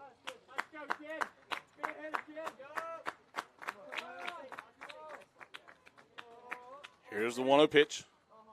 Swung on a miss. I think he was trying to hit that to the softball field. He's been hitting pretty good. Here's 1-1 pitch. He was undecided on that one. He didn't know if he wanted to swing or not on that because that ball was in the catcher's mitt before he swung on that one. Here's the pitch, low in the catcher's mitt. That'll take the count to 2 balls and 2 strikes. So Jones kind of went really quick on that one as well. Wearing number 12, senior starting left fielder today. Here's the 2-2 delivery. And that's going to be a high pop-up to Ben Lane, the third baseman. Goes back into fair territory, and that'll be out number 1.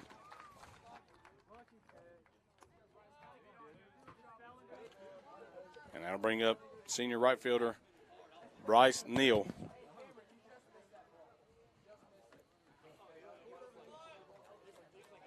So this is a battle because, I mean, I'm not sure the scenario, you know, if Summers County was to win and the next 2 games get rained out, what happens? I have no idea. So we'll see. We still got 2 innings to play. Here's a base going to be, and Bryce Neal's going to run that one out. Stay on first base. No, stay on first base. I don't know if you go on. I don't know if you go hit or air because, I mean, Ben Lane had a play on that one. But Bryce Neal gets on the base for the second time today, and that'll bring up Hudson Bogus.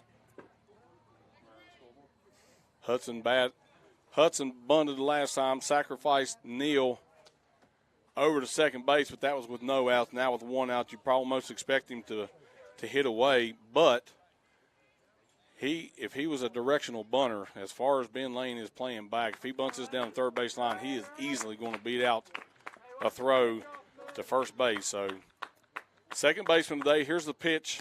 That's going to be outside, ball 1.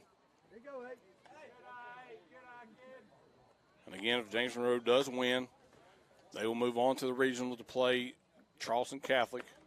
If Summers County wins, we'll have to do it again tomorrow or Saturday, weather depending.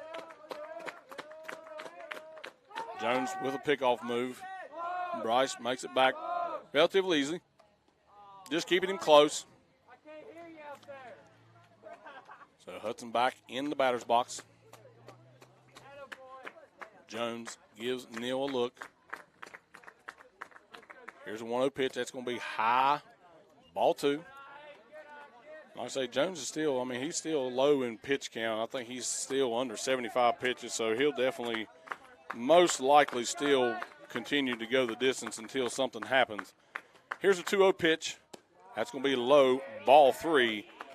And I hope Tom tells him to take a pitch and do not swing at this because then you have Cooper and Peyton coming up the bat, and you got to have base runners. So I don't know. I've seen Hudson do some dancing in the batter's box. I've seen him crowd the plate. He's bobbing. There he goes. He's bouncing around in the batter's box, and that's going to be strike 1 down the middle. I'm not sure why he threw his batter here. That was right down the middle. 3 balls and 1 strike. We have 1 out. We're in the bottom of the 5th inning. Leadoff batter Cameron Crisp struck out. Bryce Neal got on. There's ball 4, low and outside, and that'll move Bryce Neal to second base. Hudson will move to first. So this is where your senior leader has been a great athlete here for all 4 years when Cooper needs to step up right here and deliver. You got 2 on and 1 out in the bottom of the 5th. So Jones is going to be on pitch number 81.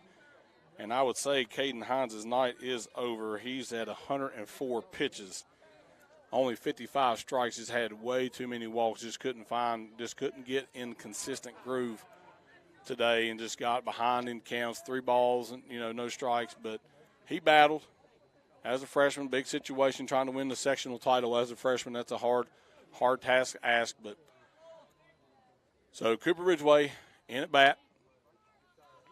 First baseman playing bunt. Here's the pitch. Swung on and missed.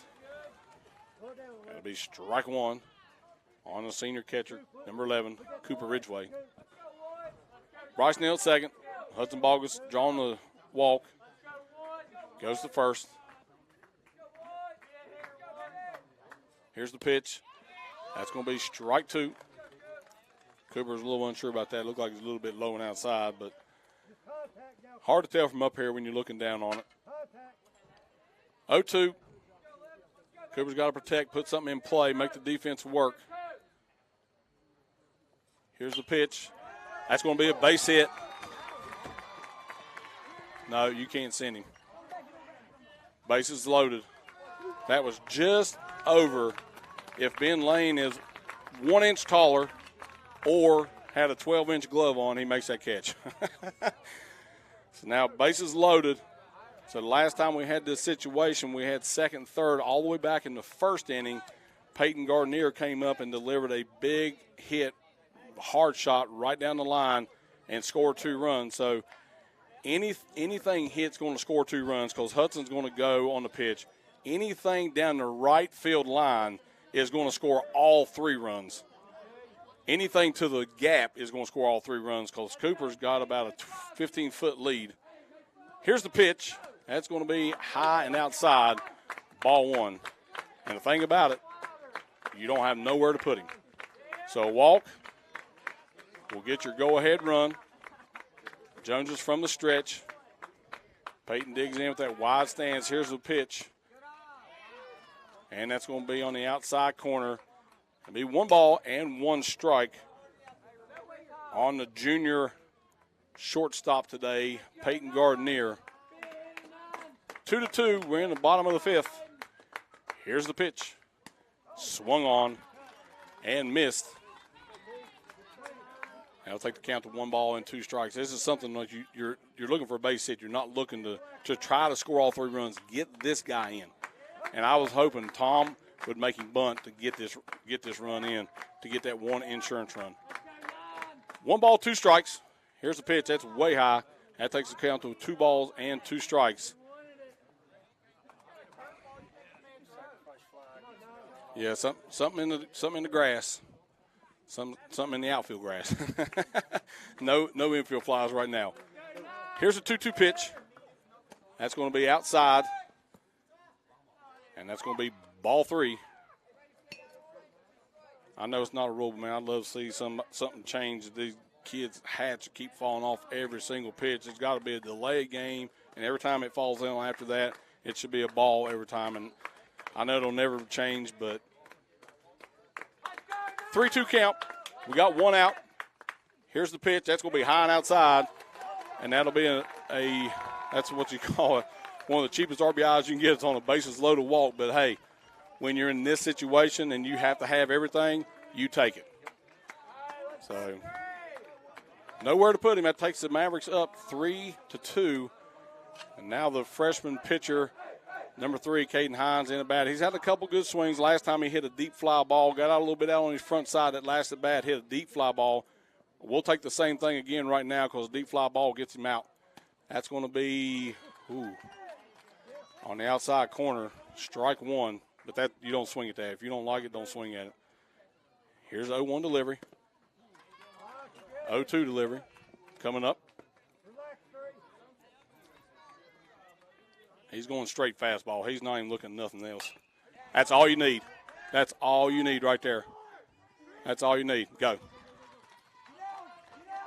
That was a great job, Alkane. He did exactly what he needed to do. He got the sacrifice fly, and he had no play at home. But the center fielder probably did the smart thing. They tried to keep Cooper from going to third, but Cooper was going. I mean, he had the base easily anyway. Peyton Gardner didn't tag, and he shouldn't have tagged. So that was a great job by Caden to just get that deep fly ball. Now Caden Lowe up the bat. Runners on first and third. A pass ball, huge, because he don't throw. I mean, he's always around the zone. He hadn't thrown a lot of wild pitches today. 1 wild pitch will score. It's going to be a pop-up. Brandon Isaac comes from shortstop and calls him off. But Mavericks scored 2. They scratched 2. The Bobcats got 1 in the top of the 5th. The Mavericks scored 2 in the bottom of the 5th, and they take the 4-2 lead into the top of the 6th inning. And we'll see. I think Caden Lowe might be the guy coming out to finish this one off for the Mavericks, as we'll see as we move into the top of the 6th.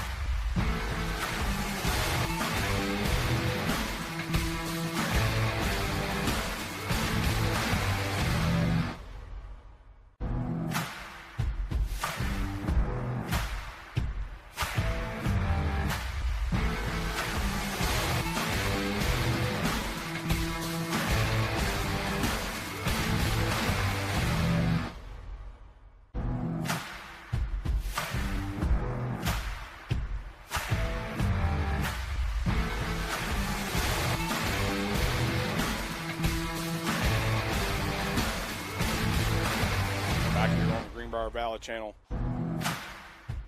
First pitch by Caden Lowe, and thank you to Colton Jones for swinging that because that was up at his brim of his helmet.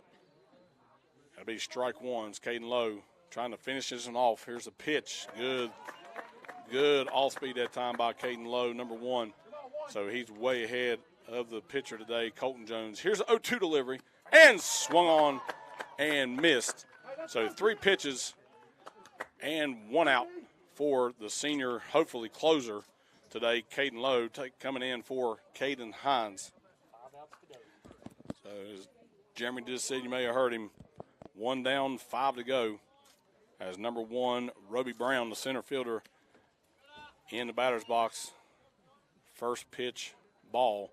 You know, that's probably 4 balls already by Caden Lowe, but they swung at him. So we'll take it. Most of the time he's pretty consistent, though. You got to be in there, you know, with Caden. You got to be in there ready to hit. You got to be ready to hit the ball because he throws the ball around the zone. He don't put a lot of guys on. Now, I say that the last game, you know, he had 4 walks, but he's always around the zone. He's been consistent for us all year long. Here's the 1-1 pitch. Going to be fouled off by Brown to the backstop. That takes account to 1 ball and 2 strikes.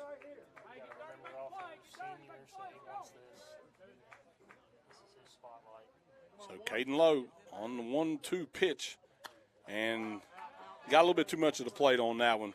He read that one, fouled off. That's been a lot of foul balls. I don't know if we've lost any, but, man, I bet there's been at least 20 to 25 foul balls over the fence tonight. Here's the 1-2 pitch, and that's going to be strike 3.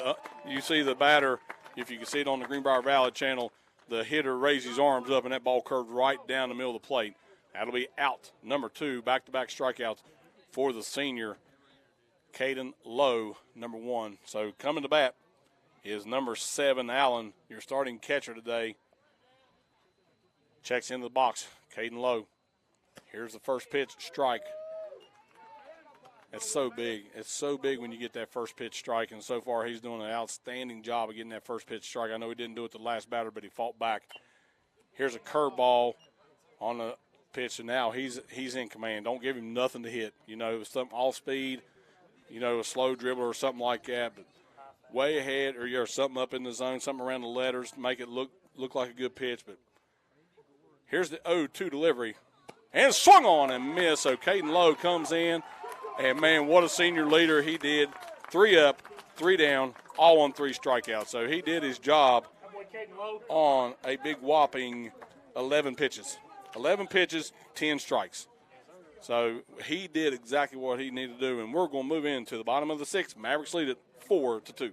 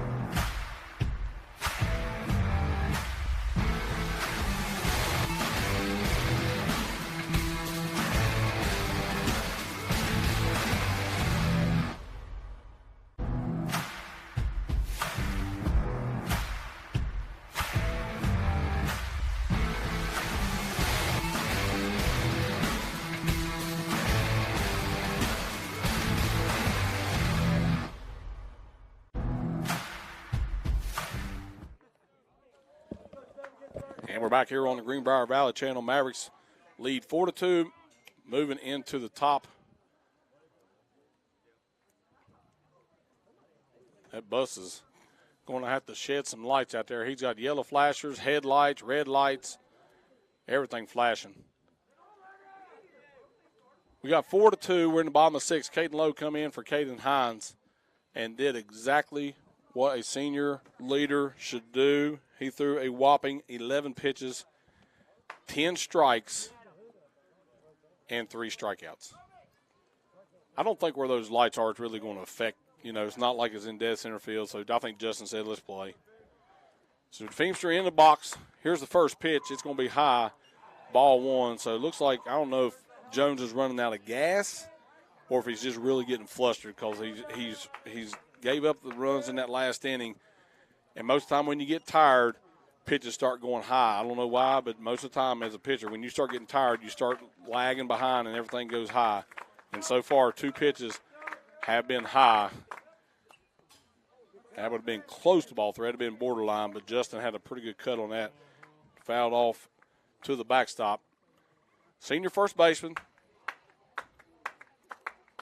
wearing number 7, coming into the batter's box. Need a hit right here from old Justin Feimster. 0 for on the day. Hasn't struck out. Put the ball in play. Reaching a lot on that one. He'd probably need about a 38-inch bat to get on that one. But, again, you're back in the box. 2 balls and 2 strikes. Here's a 2-2 delivery. That's going to be low and inside, ball 3. And Jones completely different than he was the first game. The first time we played him through 73 pitches, and I bet 60 of those were curveballs. And that's strike 3. Yeah, that's right. That's right down the middle, right on the corner. So you can't. Justin coming over, shaking his head, but me and you both caught it from up here. It looked like a pretty good pitch. You got to swing at it. You got to throw back. But he's not the only one that's done tonight.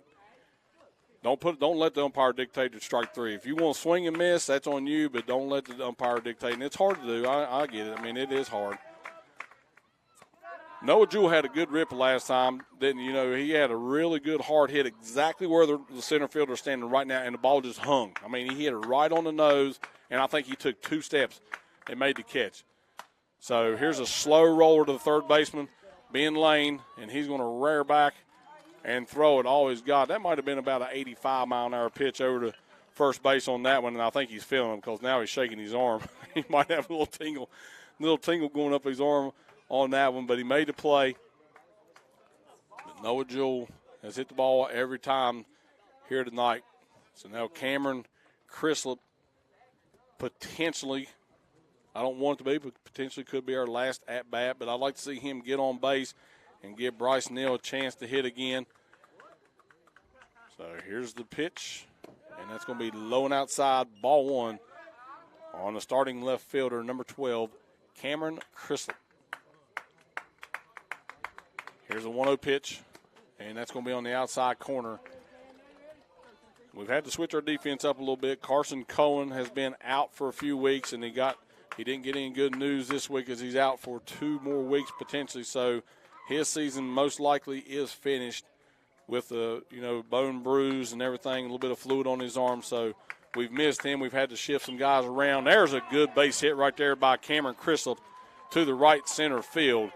And he does reach. So good job that time to extend the inning by number 12, Cameron Crislip. And that'll bring up our starting right fielder, number 10, Bryce Neal. Bryce Neal does have a hit on the evening, 1 for 2. He has scored a run here this evening as he gets into the batter's box. Jones gives a look over to Crislip. He comes set, and he's going on the pitch.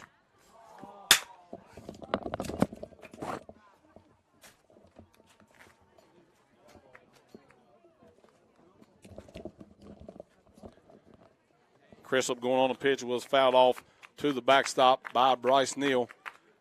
That takes a count to no balls and 1 strike. Off that high leg kick, I mean, he's standing up. you know he's standing up at second base if Bryce lets that go by. Because at a high, slow leg kick, he was halfway before the pitch was probably even released. So a base hit, you know, Bryce hits the ball a lot of times to right field. So if he can get something to right field, Cameron's going to score. If he gets something down the line, Cameron Christop's going to score. This one's high or low and outside. Here's the throw. Oh.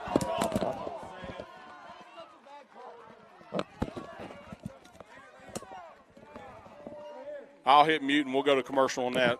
Going to the top of the seventh, 4-2 Mavericks.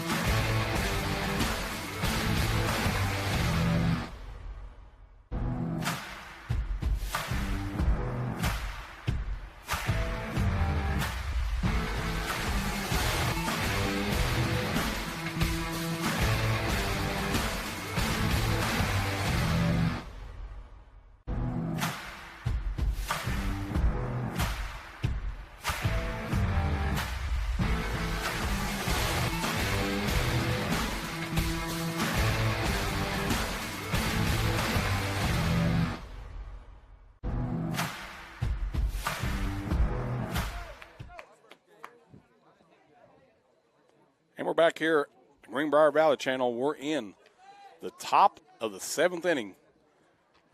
Mavericks need 3 outs to claim the sectional championship. We lead at 4-2. Caden Lowe come in that last inning. 11 pitches, 10 strikes, and 3 strikeouts. Bottom of the order coming up. Number 19 subs in. That's Braden Kozort. And he's going to foul this one off. He'll be batting for Chris Thompson out of that 7-hole. So Caden Lowe again gets ahead of the hitter. That's something you don't see a lot of sub coming in and swinging the bat. Yeah, most time you're right. Most time you sub, he's coming there drawing a walk. But Caden Lowe gets ahead of the hitter. No balls, 1 strike. Here's the delivery. Swung on a miss. He's got that. It's so deceptive, man, because his arm just nothing changes speed or nothing like that, and gets that slider to go right under your hands. No balls, 2 strikes. Caden Lowe looks like maybe another curveball.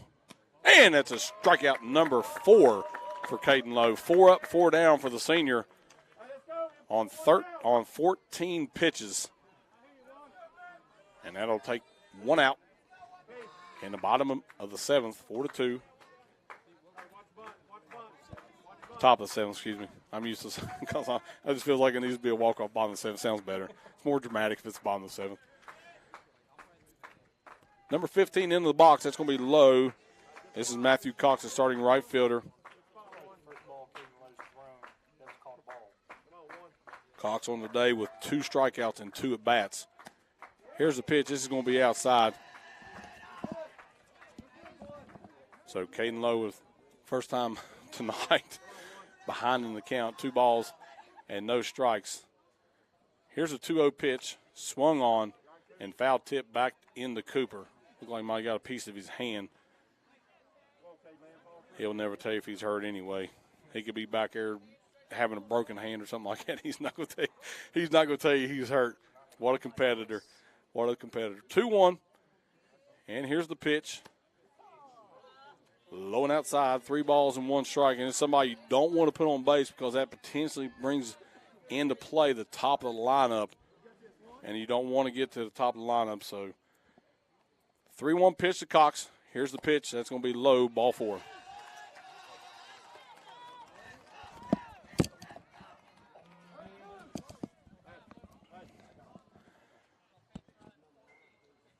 So we're going to have a pinch runner.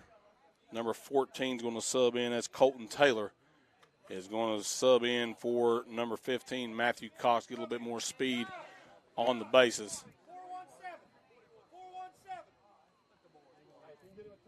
And my thing is, if you want to bunt with one out, down by 2, and give us a free out, I'll take it all day long.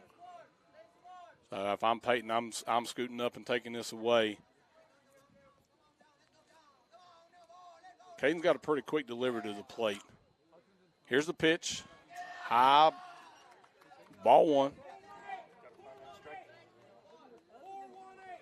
I wouldn't think he's going to be he'll probably take until he gets a strike. I mean, that's a discipline you have to have. You're down by 2, and right now Caden's struggling finding the strike zone. Cooper on the foul ball gets hit right in the gut, and that takes the pitch. And you tell Caden Lowe slowed his pitch. I mean, that was a fastball, but he slowed his delivery down, slowed the pitch down to get the strike, and that takes the count to 1 ball and 1 strike. We have 1 out. We're in the top of the 7th. Mavericks lead at 4-2. Runner on first base is Taylor. Here's a pitch. High. Ball 2.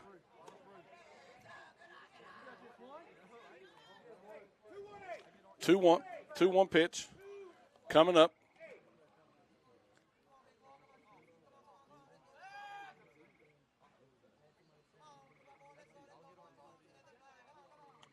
Number 4, John Williams bound in the 9 hole. He's just starting left fielder. In the box on the 2-1 pitch. I'm not sure about that one. I thought it was pretty good. Now, 3 balls and 1 strike. Definitely don't want to put the tying run on base. And then that brings in potentially the top 2 hitters on the team. There's a pitch. 3 balls and 2 strikes. That must have hit right on the bottom of the zone because that looked pretty low from up here. But, no, you can't see him because you don't want to get a strike him out, throw him out to end the game. I don't think you can. I mean, they may, but I just don't think you got to take that chance. Because if you get a strikeout and throw him out and end the game, I mean, you don't let your top of the order come back up. There's no way. Yeah. Ball 4. So that puts a time run on first base with the top of the order, Ben Lane coming up to bat.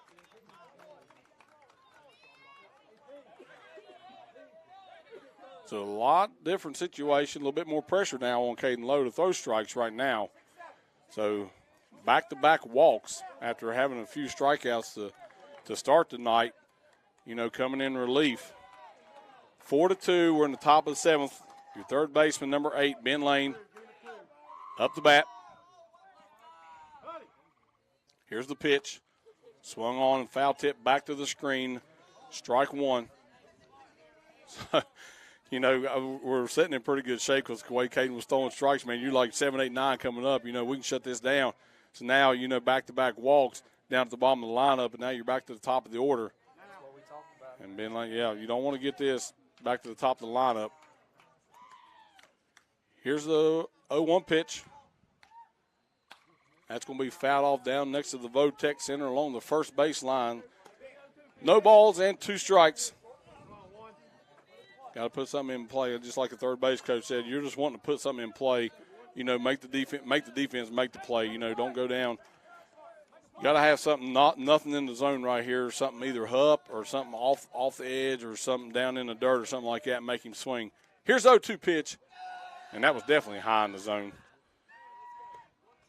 Nothing wrong with that, nothing wrong. Change your eye level. Now you come back down a little bit at the bottom of the zone. Whole lot harder to see that pitch. 1 ball, 2 strikes, 1 out, 2 runners on. Here's the pitch. Here's a hit. And it's going to be no, threw it way too late. Hey, the runner's got a slide at second base, guys. There was no play at second base. He has a slide. Runner's out at first base.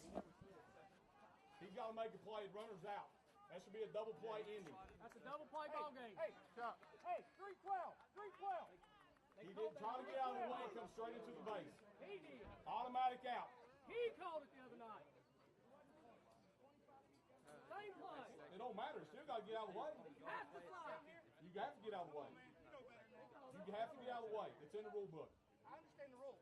He's 52 feet from second base. Does not matter. Don't matter. You still got to get out of the way. That's an automatic out, Chuck. Automatic out. No question. I don't care if it's the 17th or not. That's an out.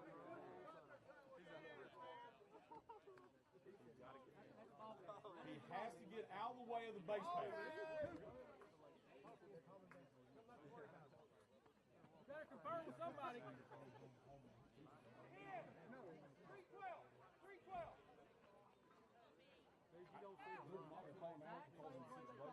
Automatic out.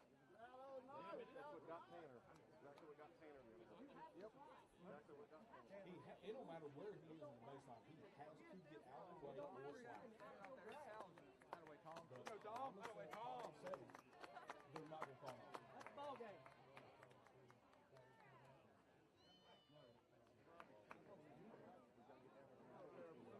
Come on, 4-3, top of the center. You won't.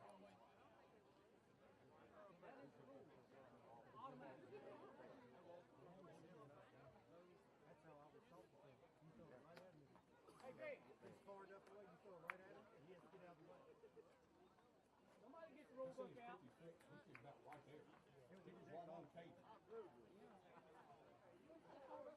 That's bad, guys.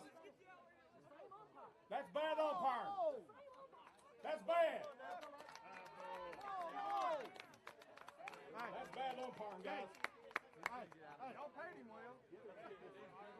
Again, you kill yourself. Hey, I got you one. So after all that, should have been out number 3.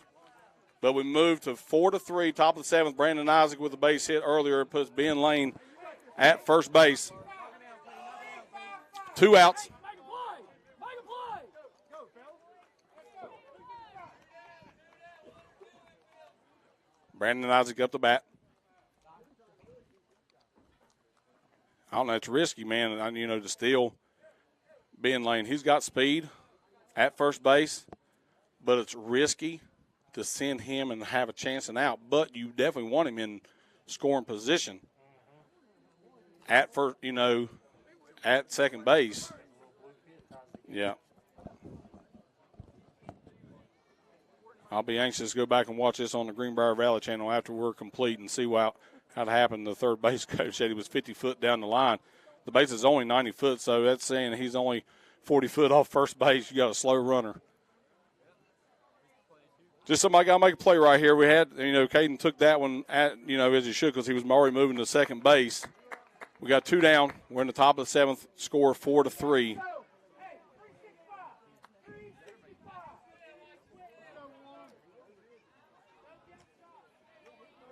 Caden Lowe on the mound. Ben Lane with a big lead over first base. He's going. Here's a pitch. He's out. All right, Caden dropped the ball. He dropped the ball. Well, according to what Seth called, he was safe regardless. It was a strike on the pitch. It was a strike on the pitch. So regardless of what, happened right there at second base, yeah, Caden dropped the ball, but the umpire said he slid outside. So Caden's got to hold him on. Don't let him get a big lead. Here's the pitch. Foul off. No balls and 2 strikes.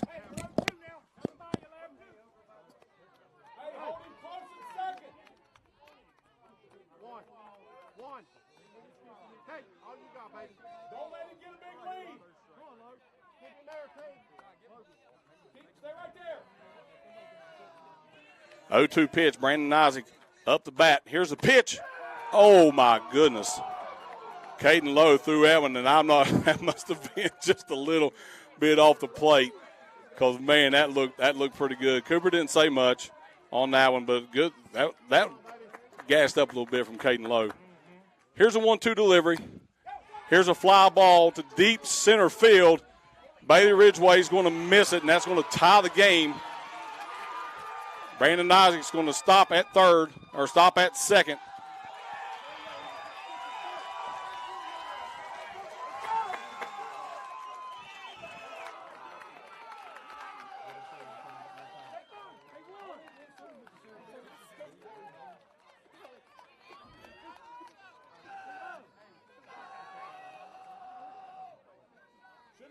game anyway, guys.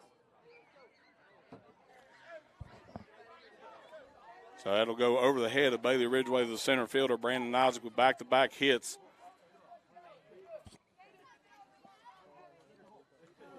So 4-2 game turns into a 4-4 game. And we're still in the top of the 7th with 2 outs. Mavericks still do get to come to bat. And I think coming to bat for us, I think, is Bryce Neal. No, top of the order. We'll have Hudson Bogus coming up in the top of, or in the bottom of the 7th inning. So you got Jake Boone at bat. 0 for 3 on the night. Jake is your starting second baseman. Brandon Isaac at second base after the double. Swung on a miss. No balls and 1 strike, 2 outs. 4-4. Caden Lowe, the senior pitcher, delivers to the plate. And that'll be out number 3. A little pop out to Caden Hines, the shortstop. That'll be out number 3. Tie game.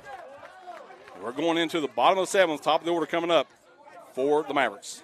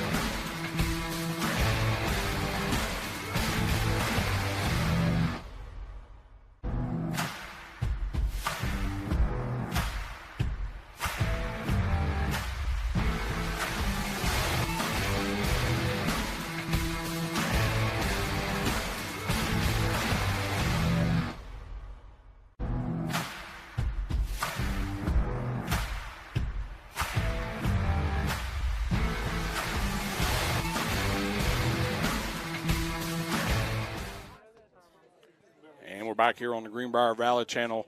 Exciting top of the 7th inning that time for the Summers County Bobcats, as they were down 4-2 and scratched and clawed and got 2 runs to tie the game at 7. So the Mavericks coming to bat in the bottom of the 7th inning. We'll have 9-1-2. You'll have Bryce Neal, Hudson Bogus, and Cooper Ridgeway coming to bat for the Mavericks. They have changed pitchers. They brought in the shortstop, the senior that just got the double with the go-ahead hit, Brandon Isaac. They'll move Ben Lane from third over to short. The pitcher, Colton Jones, will go to third base. So still a lot of baseball still left to play.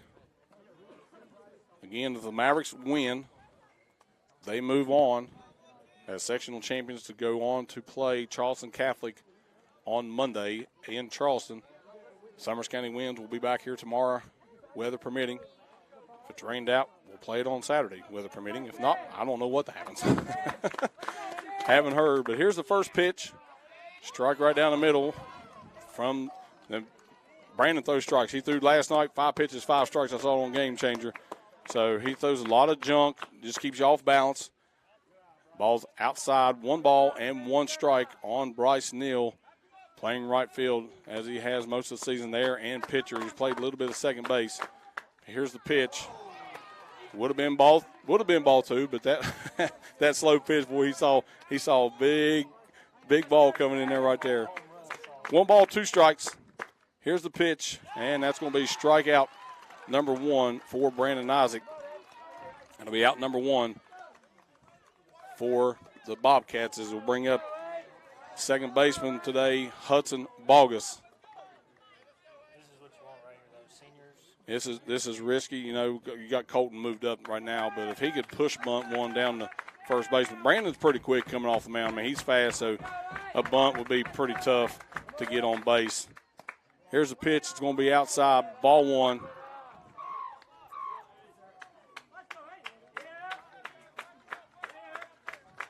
Here's a 1-0 pitch from Isaac.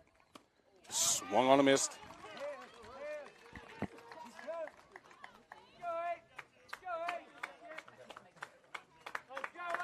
One out. 4-4. We're in the bottom of the 7th inning. 1 ball and 1 strike. And here's the delivery. 1 ball, 2 strikes. That was about a 35-mile-an-hour changeup. Looked like it's coming in high, and that ball just drops right at the last second. Just put the ball in play, you know, protect, do something. And that's going to be a little looping fly ball pop out to the second baseman, Jake Boone. And that'll bring up the starting catcher, Cooper Ridgway.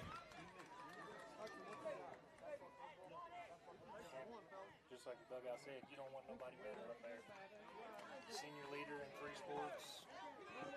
So Cooper coming in the situation. Tie game, 4-4. 2 outs. Ridgway up the bat. He's 1 for 2 one evening with one walk. Here's the pitch. Swung on a foul tip to the backstop. So hard to pick because he sneaks that little, 55-mile-an-hour fastball by it, but then he changes speed and drops down about 38 or 40 mile an hour, and it's so hard, so deceptive. So Brandon doing a good job of keeping everybody off balance. Here's an 0-1 pitch, and there's going to be a base hit by Cooper Ridgway. He didn't get all of it, but he did just enough. He's going to get second base on an error by the left fielder, and that's going to allow there's nobody at third base. So Cooper did the right thing, so that's going to go down as a single, and then the error on the left fielder just bobbled it. I mean, it's just a slow roller. And now you got Peyton Gardner. He led off the first inning with a 2-out, or the 1-out, 2-run scoring single. So this is where you got to discipline yourself and concentrate and let the ball get to you. And like I say, Cooper didn't get a lot of that, but he did just enough, got it off the end of the bat, and drove it to left field for a single. So we got 2 outs, runner on second. So a base hit is probably going to score Cooper. Nobody around second base. Here's the pitch. That's going to be low and outside. Cooper's going to take third base. And now that puts the winning run 90 feet away. And 1,000,000% if this ball gets to the backstop, he is coming home as fast as he's ever run a touchdown in his life here at James Monroe High School.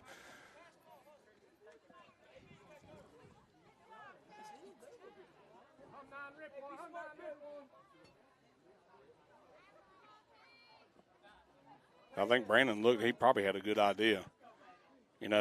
Put him on. You don't want to put bases loaded. You don't want to put him on and Caden on and make bases loaded because then you don't have nowhere to put them. But he said, do you want to put him on? Because if you put him on, he's going to steal second. Of course, that run don't matter. The only one run that matters is Cooper down here right in front of us at third base.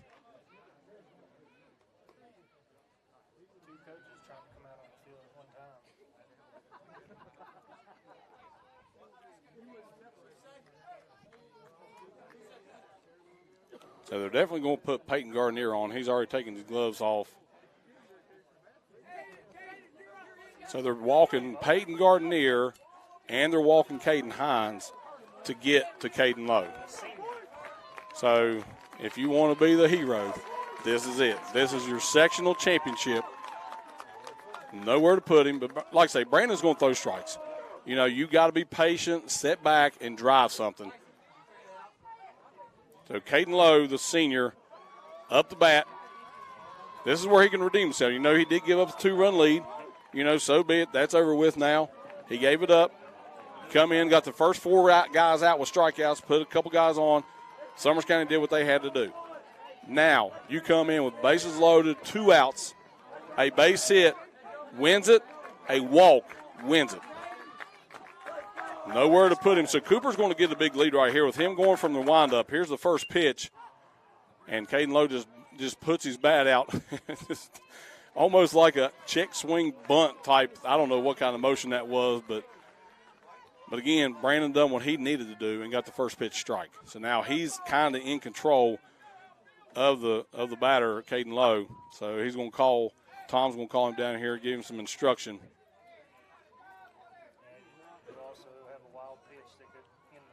With Brandon going from the windup, him going from the windup, he don't throw a lot of wild pitches. Everything's around the zone. He just throws everything right there for you to hit.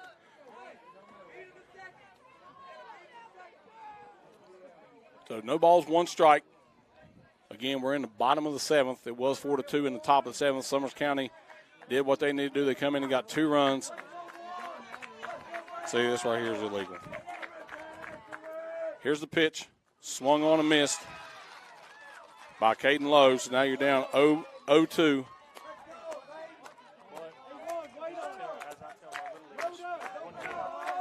Just put the ball in play, make them make a play.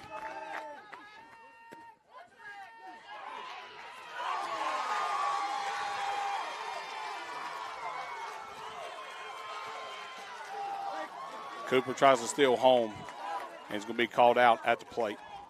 That'll take us to the top of the 8th, 4-4.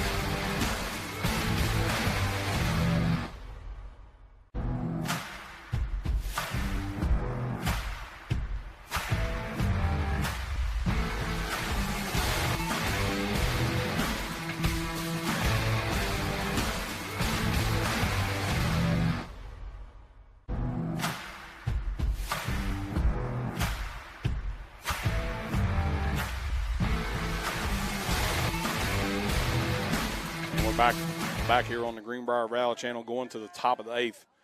First pitch is going to be a ball. Cooper Ridgeway on the bases loaded with no balls, 2 strikes, tried to steal home, and they call him out at home plate, and that takes us into the top of the 8th. So Summers County will have 4, 5, 6 coming up. Colton Jones, which was your pitcher, your starting pitcher, he moved over to third base, and Brandon Isaac was your pitcher now. So he did his job and got some guys on, loaded the bases with 2 intentional walks. Here's a swing and a miss, maybe a foul ball by Jones. 1 ball and 2 strikes. So what happened that last time, Cooper moved over to third base. Peyton Gardner come up, they walk him. Caden Hines comes up, they walk him intentionally to get to Caden Lowe, and then Cooper tries to steal home and called out at home plate. Here's the pitch. That might have been a little low, but I think we might deserve a few of those maybe potentially. But caught the bottom of the zone by Chuck. That gets out number 1. And this will take us to number 1, Roby Brown, the starting center fielder. Sophomore digs in. Caden Lowe with a big first out of the inning. Here's the pitch. It's going to be high. Ball 1. He might be a little juiced didn't have a chance to finish that last inning off maybe. But will be ball 2. Little curveball that time. Landed in front of the plate. Gets to the backstop.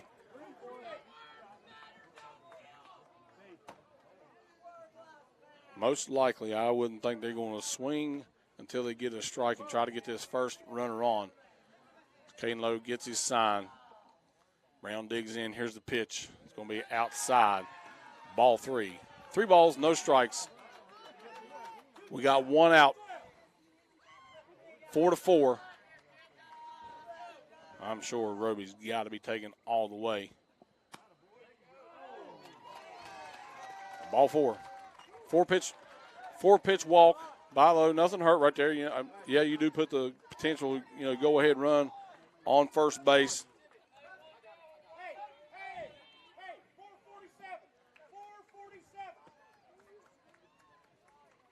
So now coming up the bat will be your center. This is the catcher, Allen.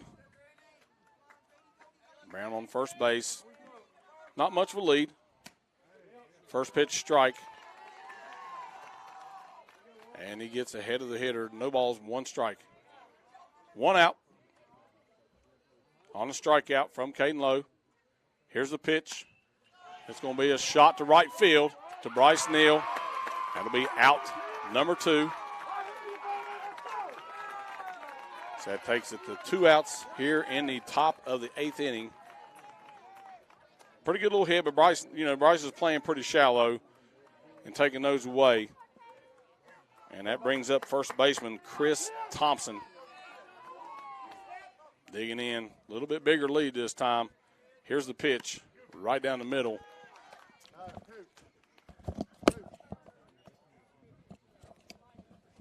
Cooper throwing it down to first base, trying to pick him off.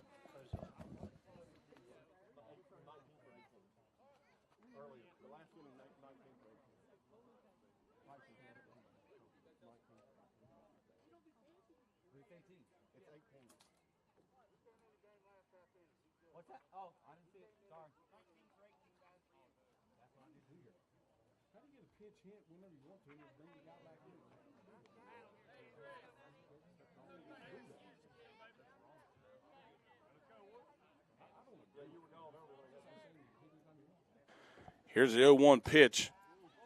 Holy cow.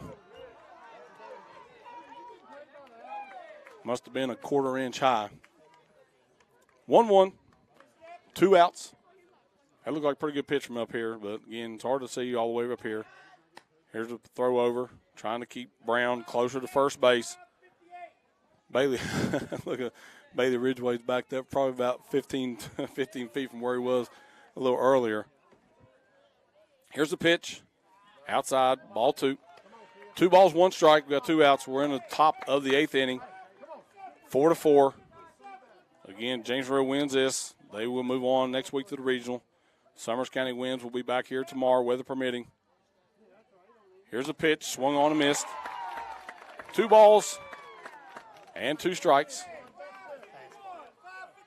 Yeah, I'm throwing fastball on the outside corner right here. He was on that. I think he was on that one pretty well. So I think with a 2-2 count, he's going on the pitch. Swung on and foul tipped. I'd almost step off, maybe just give him a pick off because I think his kid's going on movement on first base.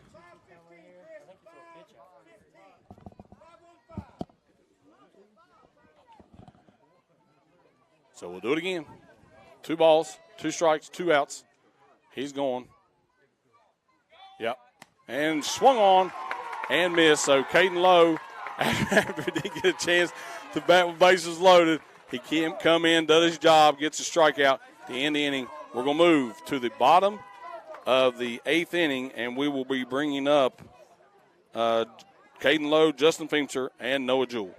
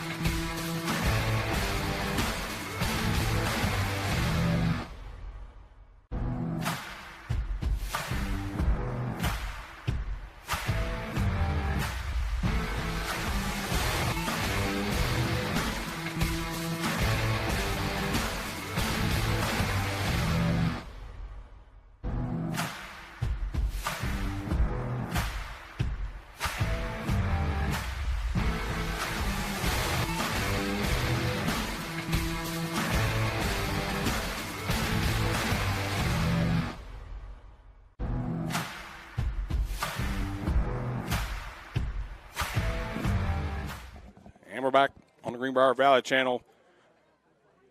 We are in a long game here tonight. We're going on 2 hours and 20 minutes right now. Actually, we're going on 2 hours and about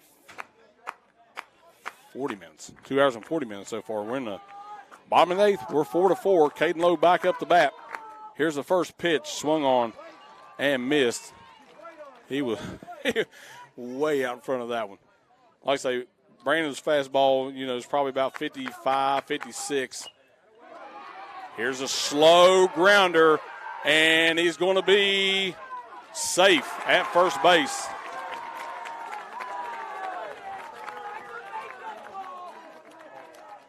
So Caden Lowe hustling it down the line. you go back to the last inning. Say that's all we needed the last inning, but it is what it is. You can't appeal that to the home plate umpire because the guy's right there. Y'all have got a few calls. I mean, you can't.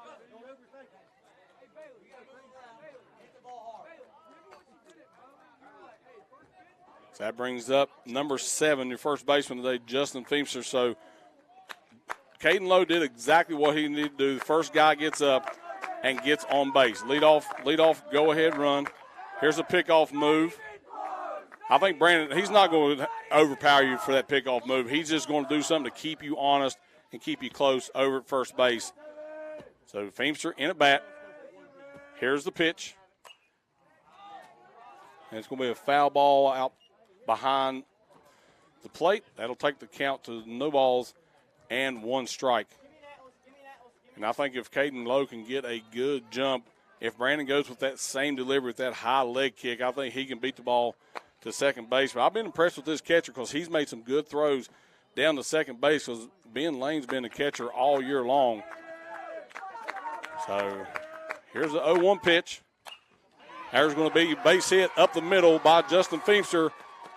And we're going to have runners on first and second. And Bailey Ridgway up the bat. First time at bat tonight for Bailey Ridgway. He's coming in for Noah Jewell.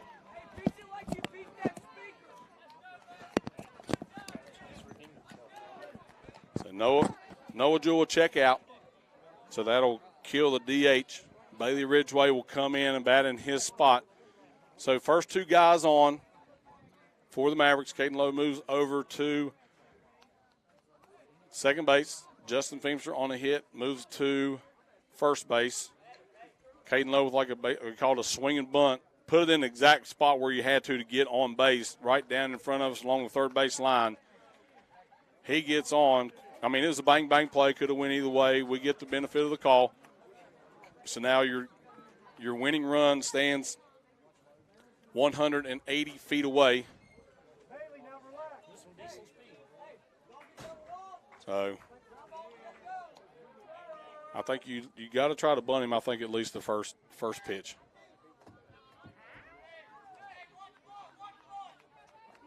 So I'm not sure because Bailey Ridgway's a right-hand batter. He's going to move over into the left-hand batter's box. He's going to square around the bunt.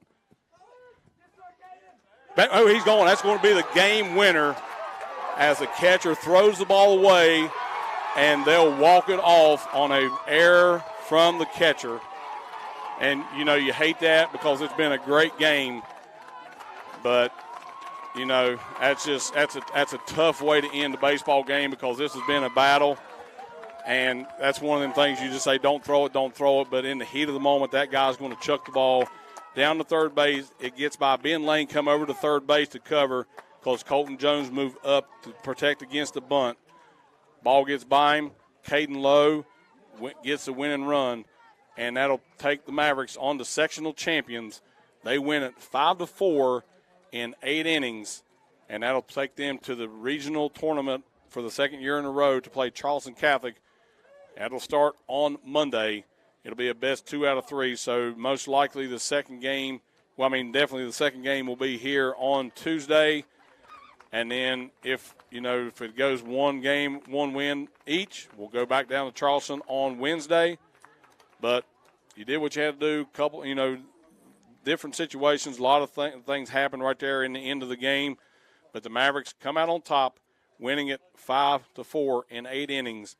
And, again, thank you for the Greenbrier Valley channel. Thank you for Boomer giving me a call today because he was doing the girls' regional game. Congratulations to Midland Trail Patriots as they go on to the state tournament next week with a 4-1 win over the Mavericks tonight.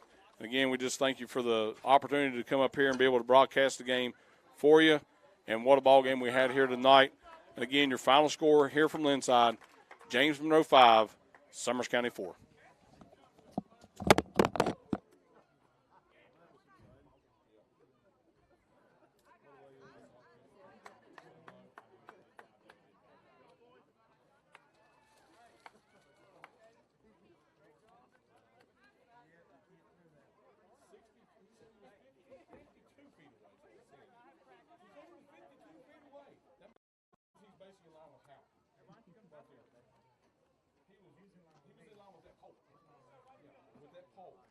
So he's 10 to 15 foot from the base. If you're in the baseline, you have to slide or veer.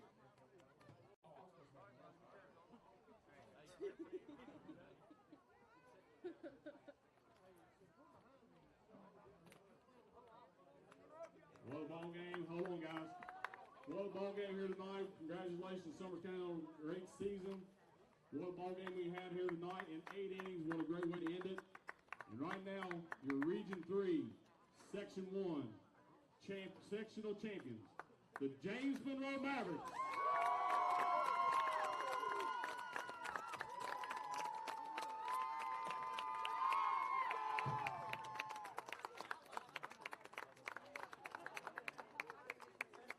James Monroe will be on the road Monday at Charleston Catholic. Game time is set for 6 o'clock. And that'll be at Shawnee Park in South Charleston. That'll be Monday at 6 o'clock. Congratulations to the Mavericks, to the coaches, and everybody be safe driving home.